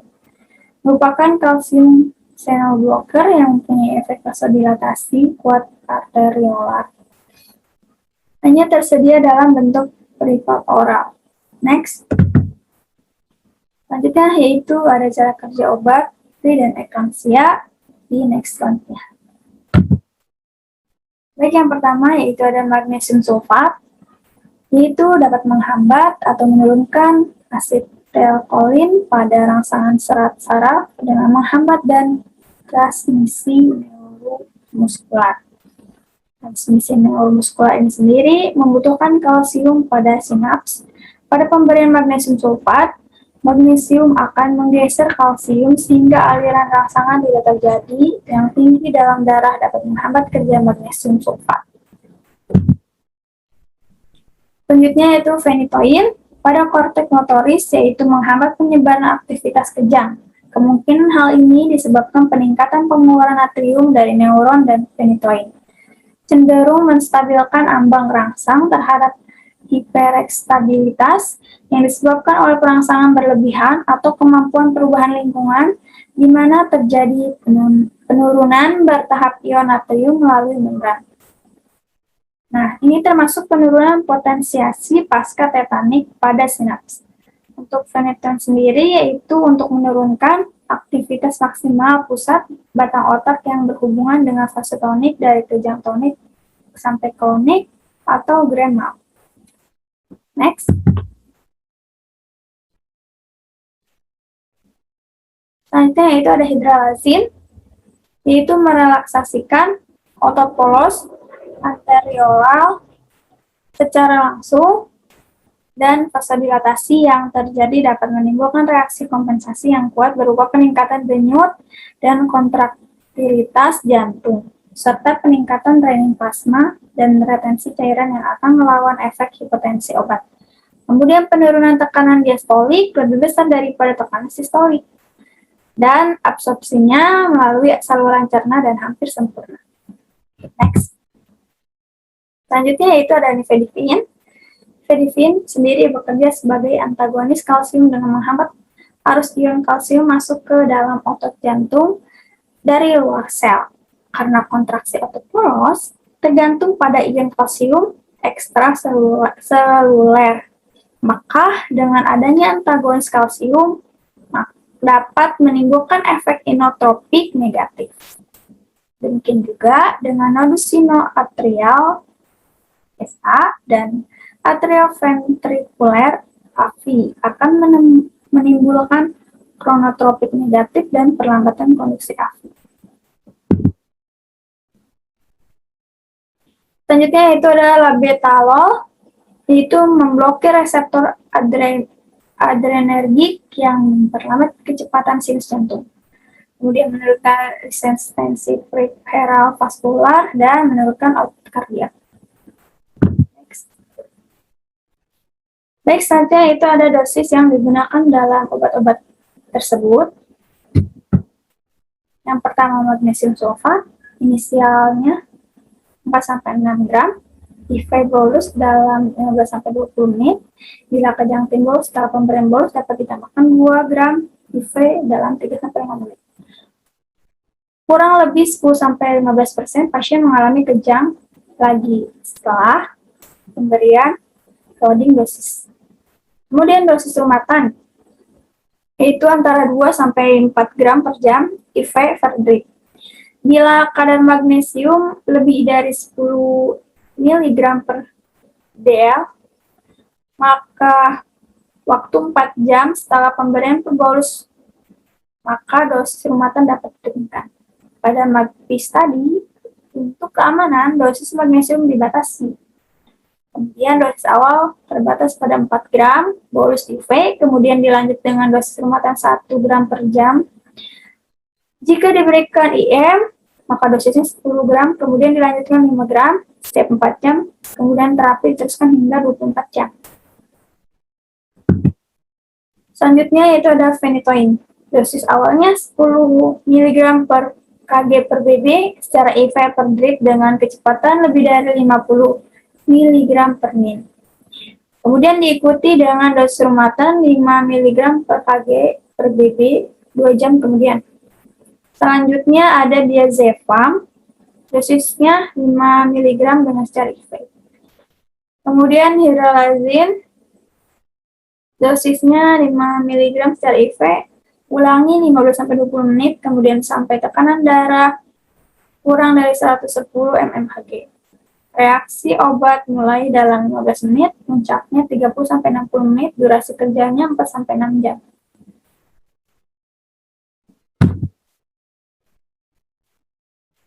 Baik, selanjutnya labetalol, dosisnya awal itu 20 mg atau miligram. Dosis kedua ditingkatkan hingga 40 mg, dosis berikutnya hingga 80 mg, sampai dosis kumulatif maksimal 300 mg. Dapat diberikan secara spontan melalui infus. Reaksi obat dimulai setelah 5 menit, kemudian efek dari puncaknya pada 10-20 menit, kemudian durasi kerjanya 45 menit sampai 6 jam. Selanjutnya yaitu nifedipin. Dosisnya 10 mg per oral, dapat ditingkatkan sampai dosis maksimal 120 mg per hari. Selanjutnya efek samping dan cara mengatasinya. Yang pertama yaitu penanganan aktif. Penderita harus segera dirawat, sebaiknya dirawat di ruang khusus di daerah kamar bersalin, tidak harus ruangan gelap. Kemudian penderita ditangani aktif bila ada 1 atau lebih kriteria di bawah ini. Yang pertama ada tanda-tanda impending eclampsia, yang kedua ada HELLP syndrome, yang ketiga ada kegagalan penanganan konservatif, yang keempat ada tanda-tanda gawat janin atau IUGR, usia kehamilan 30 minggu atau lebih. Next. Kedua yaitu penanganan konservatif pada hamil kurang dari 35 minggu tanpa disertai tanda-tanda impending eclampsia dan keadaan janin baik, dilakukan penanganan konservatif. Medikal sama dengan pada penanganan aktif, MGSO4 dihentikan bila ibu sudah mencapai tanda-tanda preeclampsia ringan, tidak ada perbaikan, maka keadaan ini dianggap sebagai kegagalan pengobatan dan harus segera dilakukan terminasi. Next. Yang terakhir yaitu kesimpulannya. Pada materi ini disimpulkan bahwasanya preeklamsia dan eklamsia adalah penyakit pada wanita hamil yang segera langsung disebabkan oleh kehamilan.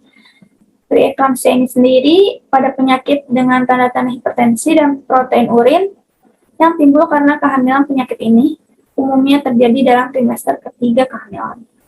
Preeklamsia juga merupakan penyulit kehamilan yang akut dan menyebabkan kematian pada ibu dan bayi pada masa ante, intra, dan postpartum. Preeklamsi dan eklamsi hampir secara eksklusif merupakan penyakit pada para nulipara. Biasanya terdapat pada wanita usia subur dengan umur ekstrim, yaitu pada remaja belasan tahun atau pada wanita yang berumur lebih dari 35 tahun.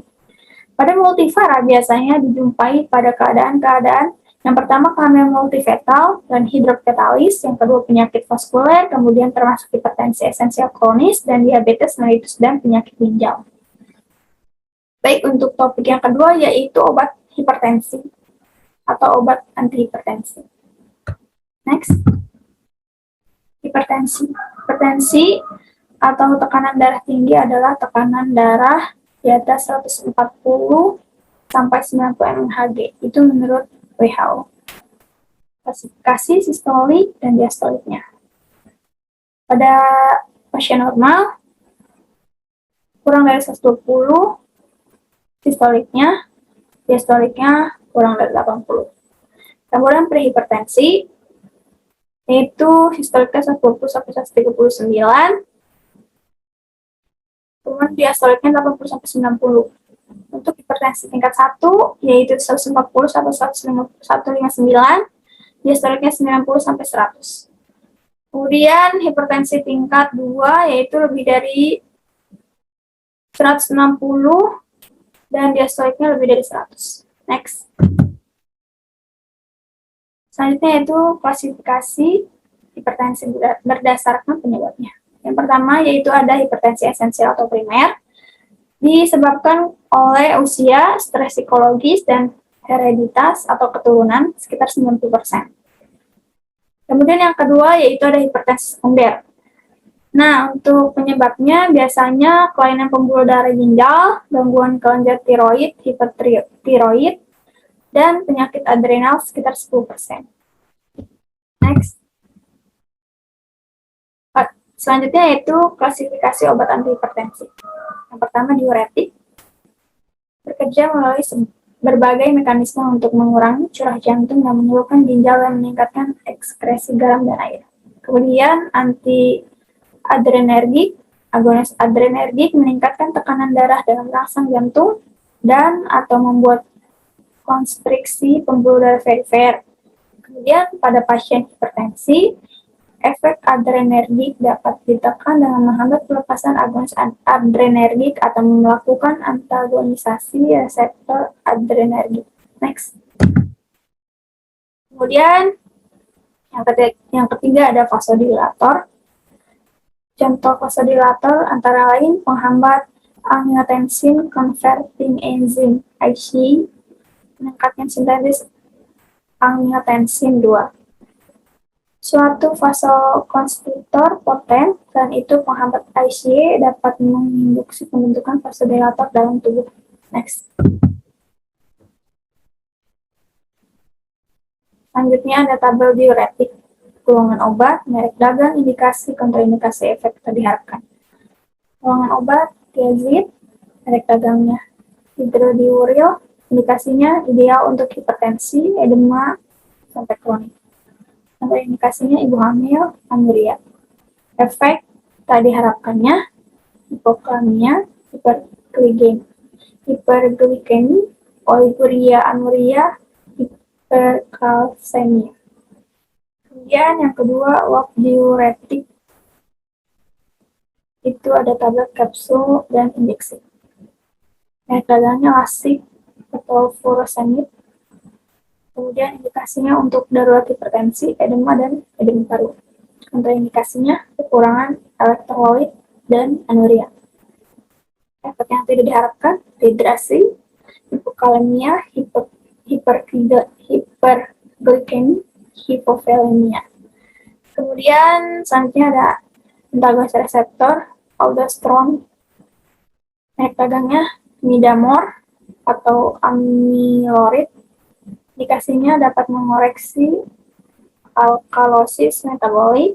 Kontraindikasi hiperkalemia berat dengan suplemen kalsium. Kemudian efek yang tak diharapkannya hiperkalemia dan kekurangan natrium atau air. Selanjutnya, untuk tabel simpatolitik, golongan obatnya blocker, merek dagangnya guanidin atau katapresan, indikasinya baik untuk hipertensi, kontraindikasinya brakikardi, hipotensi, sindrom simpul sinus.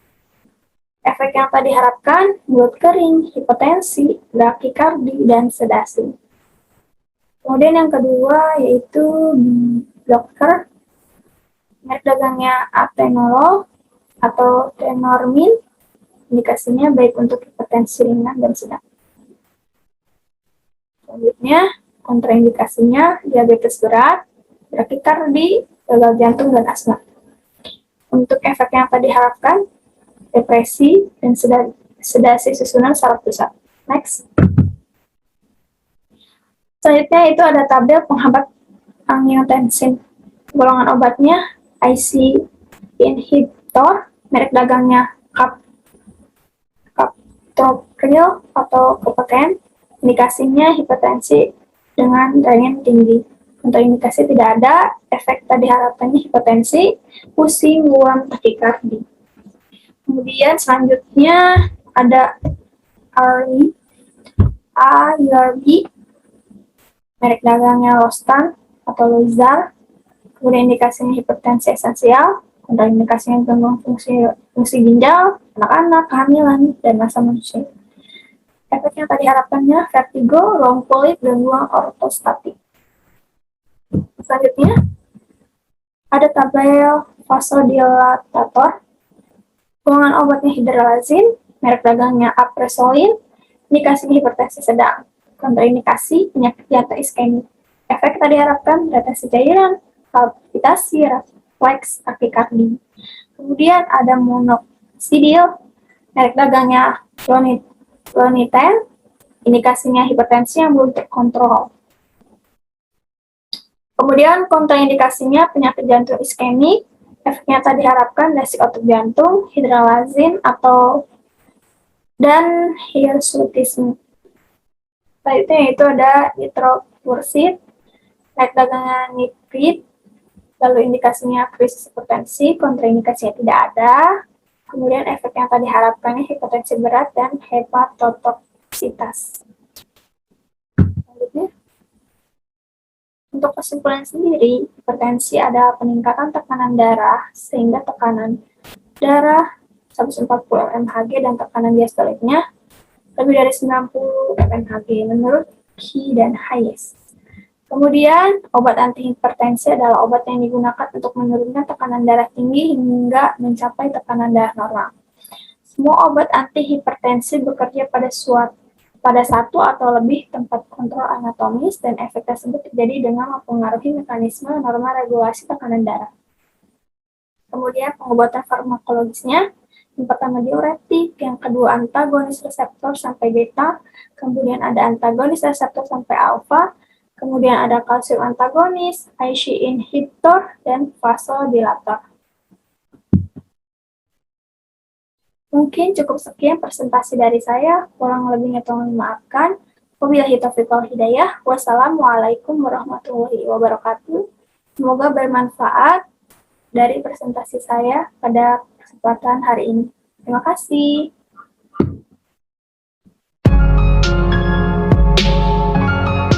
Assalamualaikum warahmatullahi wabarakatuh. Perkenalkan, nama saya Salvedanti dari Sarjana Terapan Kebidanan semester 5. Di sini saya akan menjelaskan tentang vitamin, mineral, dan hormon. Yang pertama ada vitamin dan mineral.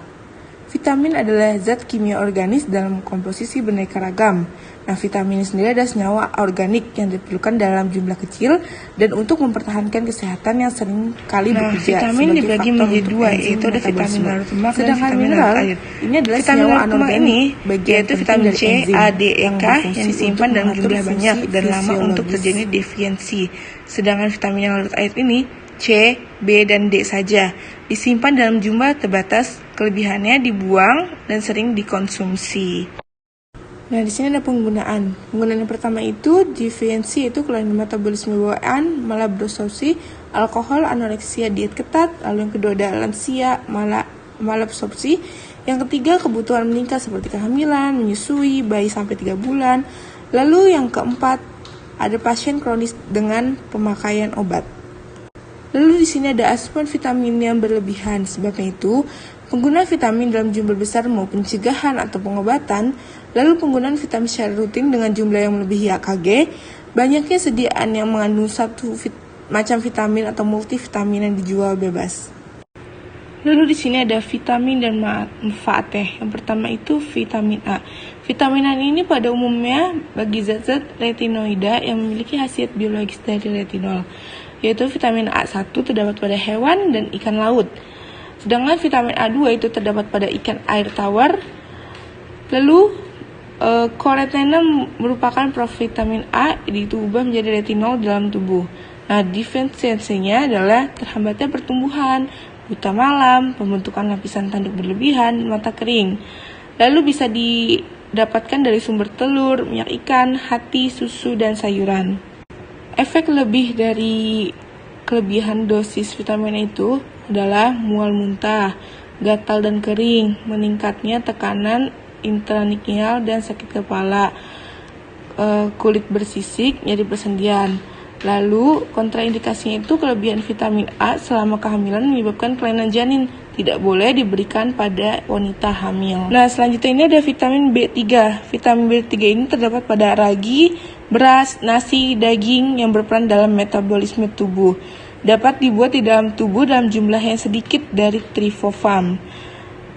Defensinya itu pelaraga, demantianya dermatitis dan diare. Selanjutnya ada vitamin B6. Itu terdapat dalam 3 bentuk, yaitu pyridoxine, pyridoxal, dan pyrisamine. Diubah di dalam tubuh menjadi pyridoxal phosphate. Kofaktor penting dalam beberapa reaksi metabolisme yaitu ada decarboxylation, transamination.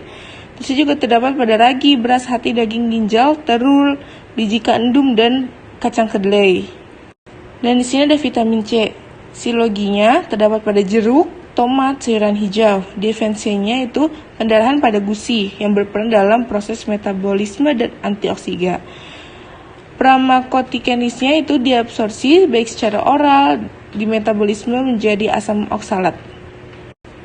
Digunakan juga untuk diberikan pada pasien yang beresiko mengalami neuropati pada terapi jangka panjang dengan isoniazid atau alkoholik, terusnya dosisnya besar pada anemia, gangguan metabolisme. Selanjutnya ada flour. Ini tuh fungsinya sebagai pembentukan tulang, gigi, emel, dan kerangka. Ini tuh biasa terdapat di sayur mayur dan teh. Defensinya itu dental caries. Contoh itu gangguan saluran cerna, rematik, hipoglikemia, dan alergi. Selanjutnya ada kalsium yang itu terdapat pada susu, telur, gandum, sayur mayur. Absorpsinya itu memerlukan vitamin D. Fungsinya itu sebagai pembentukan tulang, kontraksi otot, infus syaraf, reaksi enzimatis, dan mengatur membran. Defensinya itu untuk penolakan lunak dan tetani. Contoh itu iritasi lambung usus, sembelit, batu ginjal. Selanjutnya hormon. Yang pertama ini adalah hormon estrogen. Disekresikan oleh ovarium follicle yang berfungsi itu untuk perkembangan organ reproduksi wanita, pertumbuhan dan perkembangan vagina, uterus, tuba fallopi, dan payudara.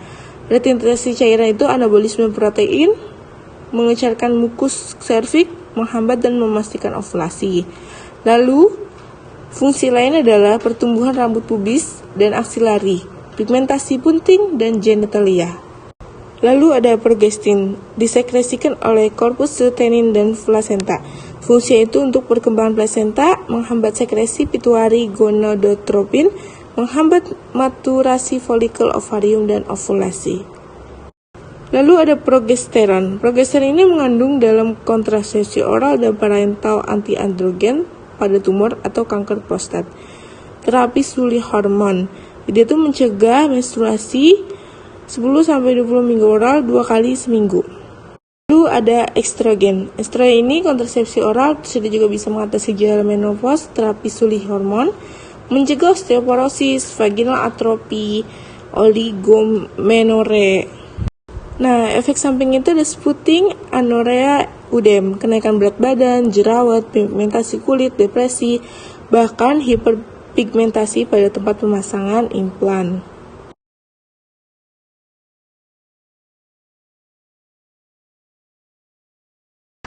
Yang selanjutnya itu hormon pria atau yang disebut androgen. Hormon pria ini ada testosteron dan derivatnya. Fungsinya itu untuk pertumbuhan kelamin sekunder, rambut pada wajah, suara yang berat, rambut tumbuh, distribusi lemak tubuh, dan pembentukan otot. Menstimulasi pertumbuhan organ seksual seperti penis, testis, vas deferens, prostat. Pada saat ini masa puber. Menghambat hormon androgen, menghambat konversi testosteron menjadi DHT, lebih protein. Nah, fungsinya untuk menghambat efek DHT terhadap kelenjar prostat, mengurangi ukuran kelenjar prostat. Assalamualaikum warahmatullahi wabarakatuh. Perkenalkan, nama saya Riana Dwi Agustin. Saya dari Prodi Sarjana Terapan Kebidanan semester 5. Saya di sini akan menjelaskan tentang imunologi.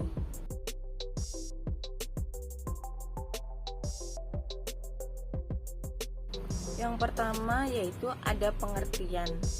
Pengertian imunologi itu merupakan ilmu yang mempelajari tentang sistem imun atau daya tahan tubuh dan sejumlah bentuk gangguan sistem imun.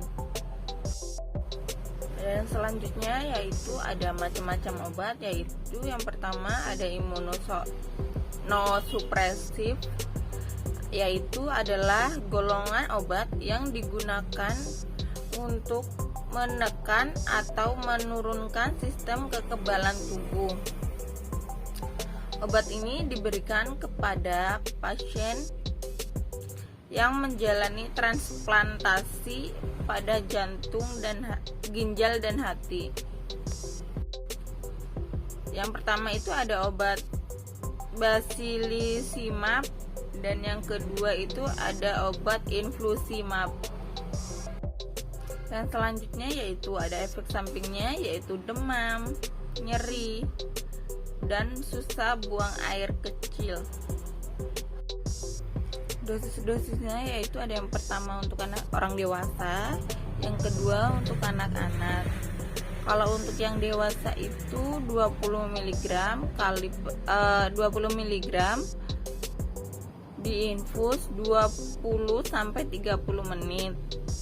Nah, untuk yang anak kecil 10 mg diinfus 20 sampai 30 menit. Dan di sini ada indikasinya. Tes imun itu dilakukan untuk melihat beberapa sekuatnya sistem kekebalan tubuh terhadap rangsangan berbagai antigen atau benda-benda asing yang masuk ke dalam tubuh. Sekian penjelasan dari saya. Terima kasih. Assalamualaikum warahmatullahi wabarakatuh. Perkenalkan, nama saya Amada Trivirjin Juhaini dari Prodi Sarjana Terapan Kebidanan semester 5. Di sini saya akan menjelaskan materi tentang faktor pengaruh reaksi obat. Di sini saya akan menjelaskan ada beberapa faktor yang mempengaruhi khasiat obat pada tubuh pasien, seperti pengaruh umum, pengaruh genetik, dan pengaruh reaksi idiosikron interaksi obat. Yang pertama yang saya akan jelaskan yaitu pengaruh umum, yang termasuk dalam faktor umum antara lain seperti faktor lingkungan, faktor nutrisi, faktor gaya hidup seperti seringnya mengkonsumsi minuman beralkohol dan merokok, faktor ketidakpatuhan pasien pada aturan dan anjuran meminum obat, dan juga faktor medikasi. Yang kedua yaitu ada pengaruh genetik. Orang pada ras tertentu misalnya ternyata memiliki jumlah enzim metabolisme yang lebih banyak daripada orang lain akibat variasi genetik, sehingga menyebabkan keberadaan obat di dalam tubuh menjadi dipersingkat karena metabolismenya diperbesar dan efeknya pun menjadi lebih bocil. Atau sebaliknya, ras lain mengalami mutasi pada gen tertentu yang menyebabkan berkurangnya kemampuan tubuh memetabolisme obat sehingga keberadaan obat dalam tubuh meningkat dan efeknya menjadi besar atau bahkan toksis. Contohnya, reaksi enzim CYP2C19 yang mencerna atau memetabolisme obat tidur seperti diazepam, antidepresi, dan obat sakit mah. Bila seseorang memiliki tipe gen buruk yang enzimnya tidak mampu atau tidak baik dalam memetabolisme obat-obatan itu, maka obat itu akan menumpuk dalam darah atau tubuh hingga bersifat toksis. Normalnya, obat akan habis dimetabolisme oleh tubuh dalam waktu 4-8 jam. Bila obat tidur tersebut memberikan respon negatif bagi etnis timur atau bangsa Asia. Kondisi sebaliknya terjadi untuk obat antibiotik dimetabolisme oleh enzim CYP2D6. Obat antibiotik memiliki respon negatif lebih besar pada etnis barat. Yang ketiga atau yang terakhir yaitu ada reaksi interaksi obat. Reaksi interaksi obat adalah perubahan aksi atau efek samping obat yang disebabkan oleh pemberian bersamaan dengan makanan, minuman, suplemen, atau obat lainnya. Ada banyak penyebab interaksi obat, misalnya satu obat dapat mengubah farmakokinetik obat lain, atau interaksi obat dapat timbul dari kompetisi untuk reseptor tunggal atau jalur pesinyalannya. Interaksi langsung antara obat juga dimungkinkan dan dapat terjadi ketika dua obat dicampurkan sebelum injeksi intravena. Misalnya dicampurkan tiampenton dan suksametonium dalam jarum suntik yang sama dapat menyebabkan pengendapan di tiampenton. Nah, sekian penjelasan materi dari saya. Maaf bila ada salah-salah kata dan kekurangan. Wassalamualaikum warahmatullahi wabarakatuh. Assalamualaikum warahmatullahi wabarakatuh. Salam sejahtera untuk kita semuanya. Perkenalkan, nama saya Wahyu Kusuma Dewi dari Program Studi Sarjana Terapan Kebidanan semester 5 dari Stikes Mitra Ria Husada. Pada kesempatan kali ini, saya akan menjelaskan mengenai cara pengelolaan obat, penyimpanan obat, prosedur pemberian obat, dan juga pencatatan dan pelaporan obat. Selamat menyaksikan!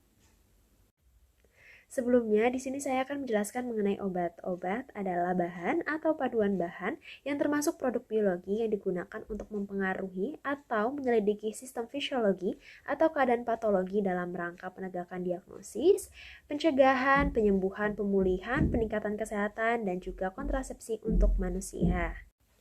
Pengelolaan merupakan suatu proses yang dimaksudkan untuk mencapai satu tujuan yang dilakukan secara efektif dan efisien. Proses pengelolaan dapat terjadi dengan baik apabila dilaksanakan dengan dukungan kemampuan menggunakan sumber daya yang tersedia dalam suatu sistem. Adalah tersedianya obat dengan mutu yang baik. Tersedia dalam jumlah dan jenis yang dibutuhkan dalam pelayanan kefarmasian bagi masyarakat yang membutuhkan.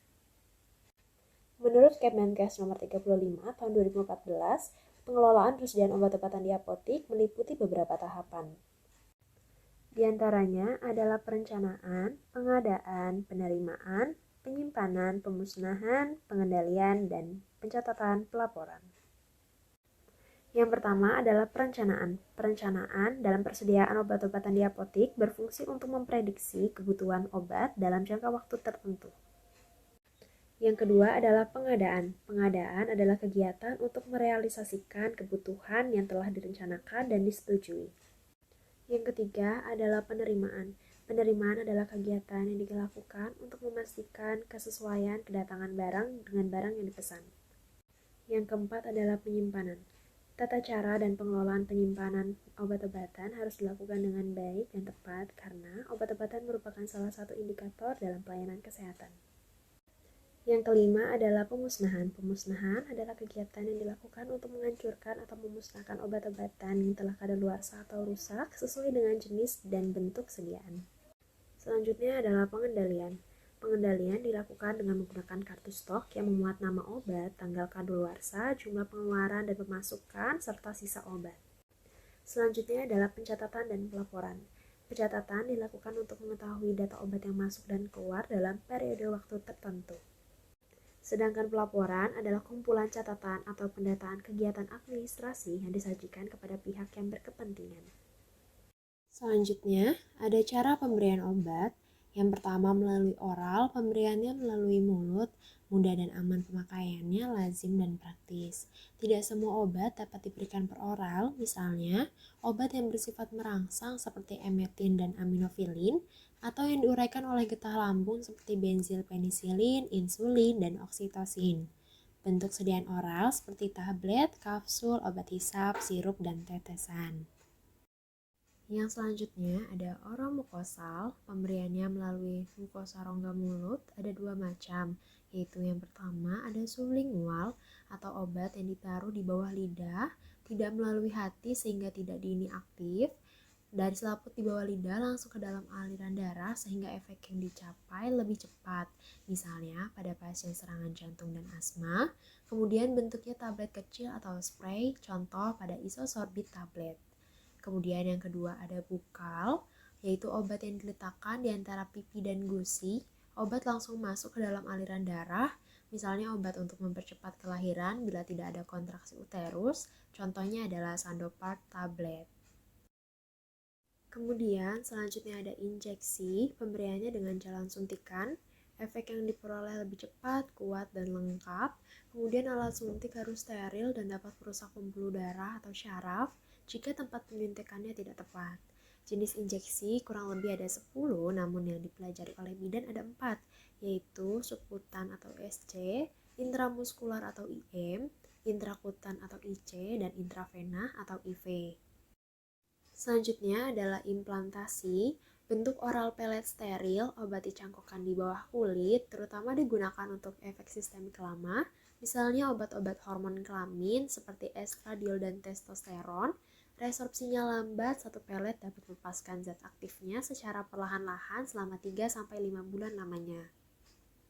Kemudian ada rektal, pemberian obat melalui rektal atau dubur, bentuknya suppositoria dan klisma atau obat pompa, baik sekali untuk obat yang dirusak oleh lambung, contohnya pada pengobatan asma seperti amikain suppositoria, pada bayi stesolid rektal dalam pengobatan kejang akut, tetapi bentuk suppositoria dan klisma sering digunakan untuk efek lokal, misalnya untuk wasir dan laksatif. Selanjutnya ada transdermal, cara pemakaian melalui permukaan kulit berupa plester, obat menyerap secara perlahan dan kontinu, masuk ke sistem peredaran darah langsung ke jantung. Contoh pada Nitrodis dan Nitrodem TTS atau Therapeutic Transdermal System. Kemudian ada untuk memberikan efek lokal pemakaian setempat, contohnya pada intranasal, obat diberikan melalui selaput lendir hidung digunakan untuk menciutkan selaput atau mukosa hidung yang membengkak atau Otrivi nasal drop, bentuk sediaannya drop dan spray.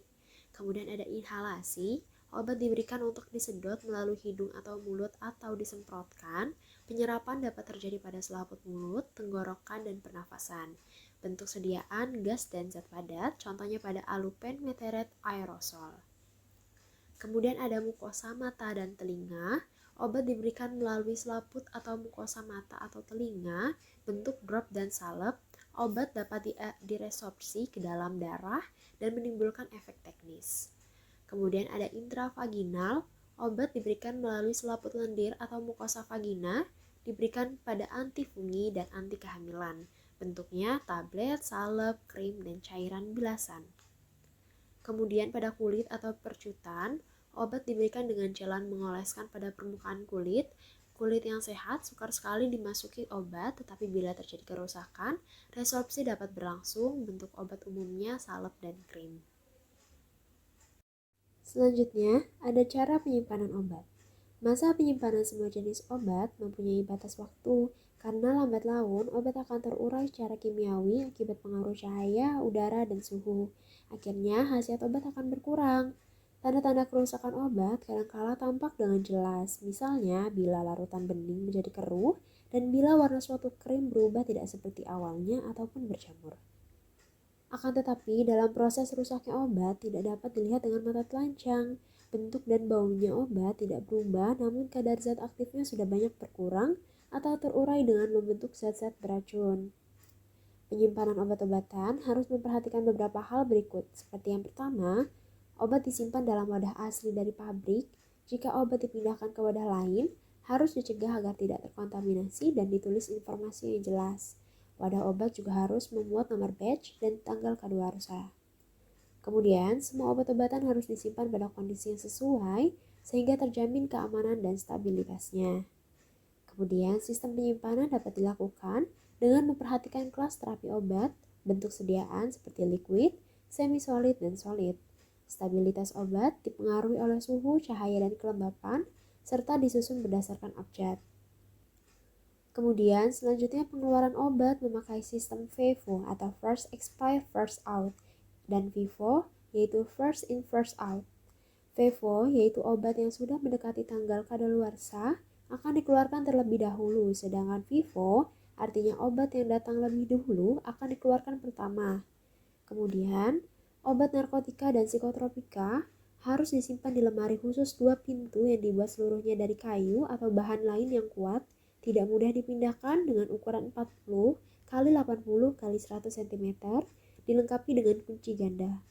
Lemari khusus ini diletakkan di tempat yang aman serta tidak terlihat oleh umum, dan kunci lemari dikuasai oleh apoteker penanggung atau apoteker yang ditunjuk dan pegawai lain yang dikuasakan.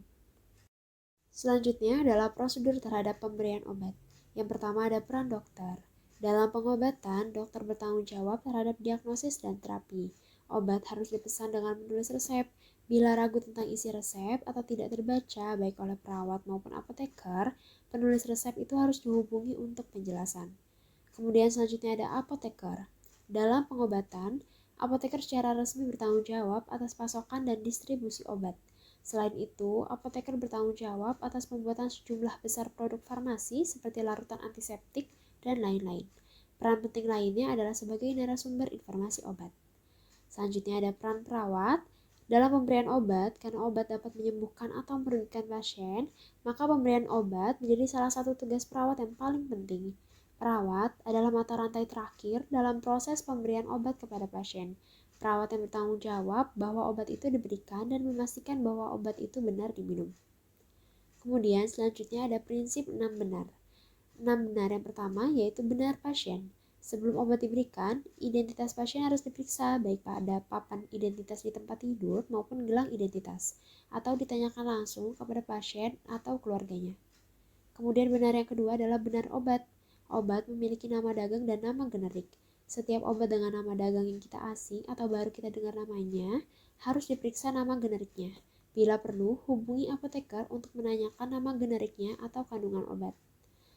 Lalu ada benar dosis. Sebelum memberi obat, perawat harus memeriksa dosisnya. Jika ragu, perawat harus berkonsultasi dengan dokter yang menulis resep atau apoteker sebelum dilanjutkan ke pasien. Jika pasien meragukan dosisnya, perawat harus memeriksanya lagi.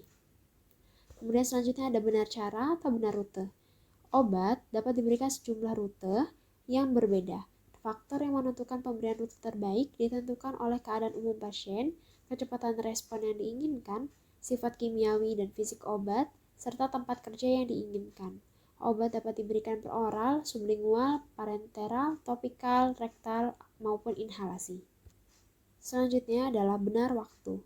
Ketepatan waktu sangat penting khususnya bagi obat yang efektivitas tergantung untuk mencapai atau mempertahankan darah yang memadai. Ada beberapa obat yang diminum sesudah atau sebelum makan. Juga dalam pemberian antibiotik tidak boleh diberikan bersamaan dengan susu, karena susu dapat mengikat sebagian besar obat itu sebelum dapat diserap oleh tubuh. Kemudian ada benar dokumentasi. Setelah obat itu diberikan, kita harus mendokumentasikan dosis, rute, waktu, dan oleh siapa obat itu diberikan.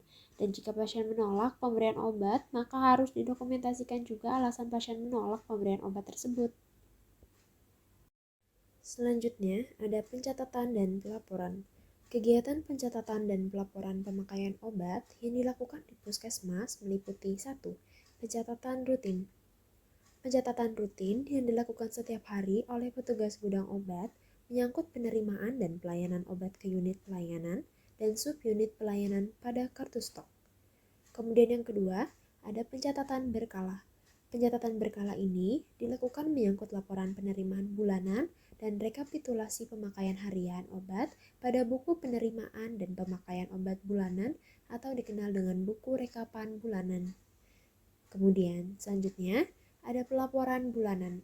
Pelaporan bulanan ini dilakukan untuk laporan pemakaian obat setiap bulan dengan menggunakan format LP-LPO.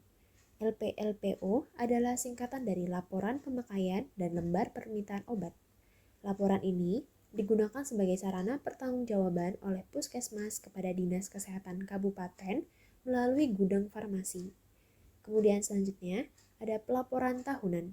Terdapat 3 macam laporan, yakni laporan tahunan LP-LPO yang berisi jumlah penerimaan, persediaan, dan pemakaian obat yang ada di puskesmas selama 1 tahun. Kemudian, laporan LP-LPO dibuat berdasarkan laporan bulanan, yakni merekap data yang ada pada tiap laporan bulanan yang berupa LP-LPO mulai dari awal tahun, yakni bulan Januari sampai dengan bulan Desember pada tahun yang bersangkutan.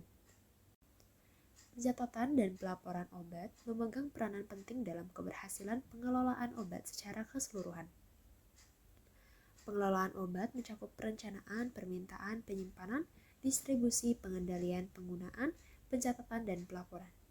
pencatatan dan pelaporan obat merupakan rangkaian kegiatan dalam rangka penata laksanaan obat-obatan secara tertib, baik obat-obatan yang diterima, disimpan, didistribusikan, dan digunakan di puskesmas atau unit pelayanan lainnya. Baik, berikut penjelasan dari saya. Terima kasih telah menonton, semoga bermanfaat untuk kita semuanya.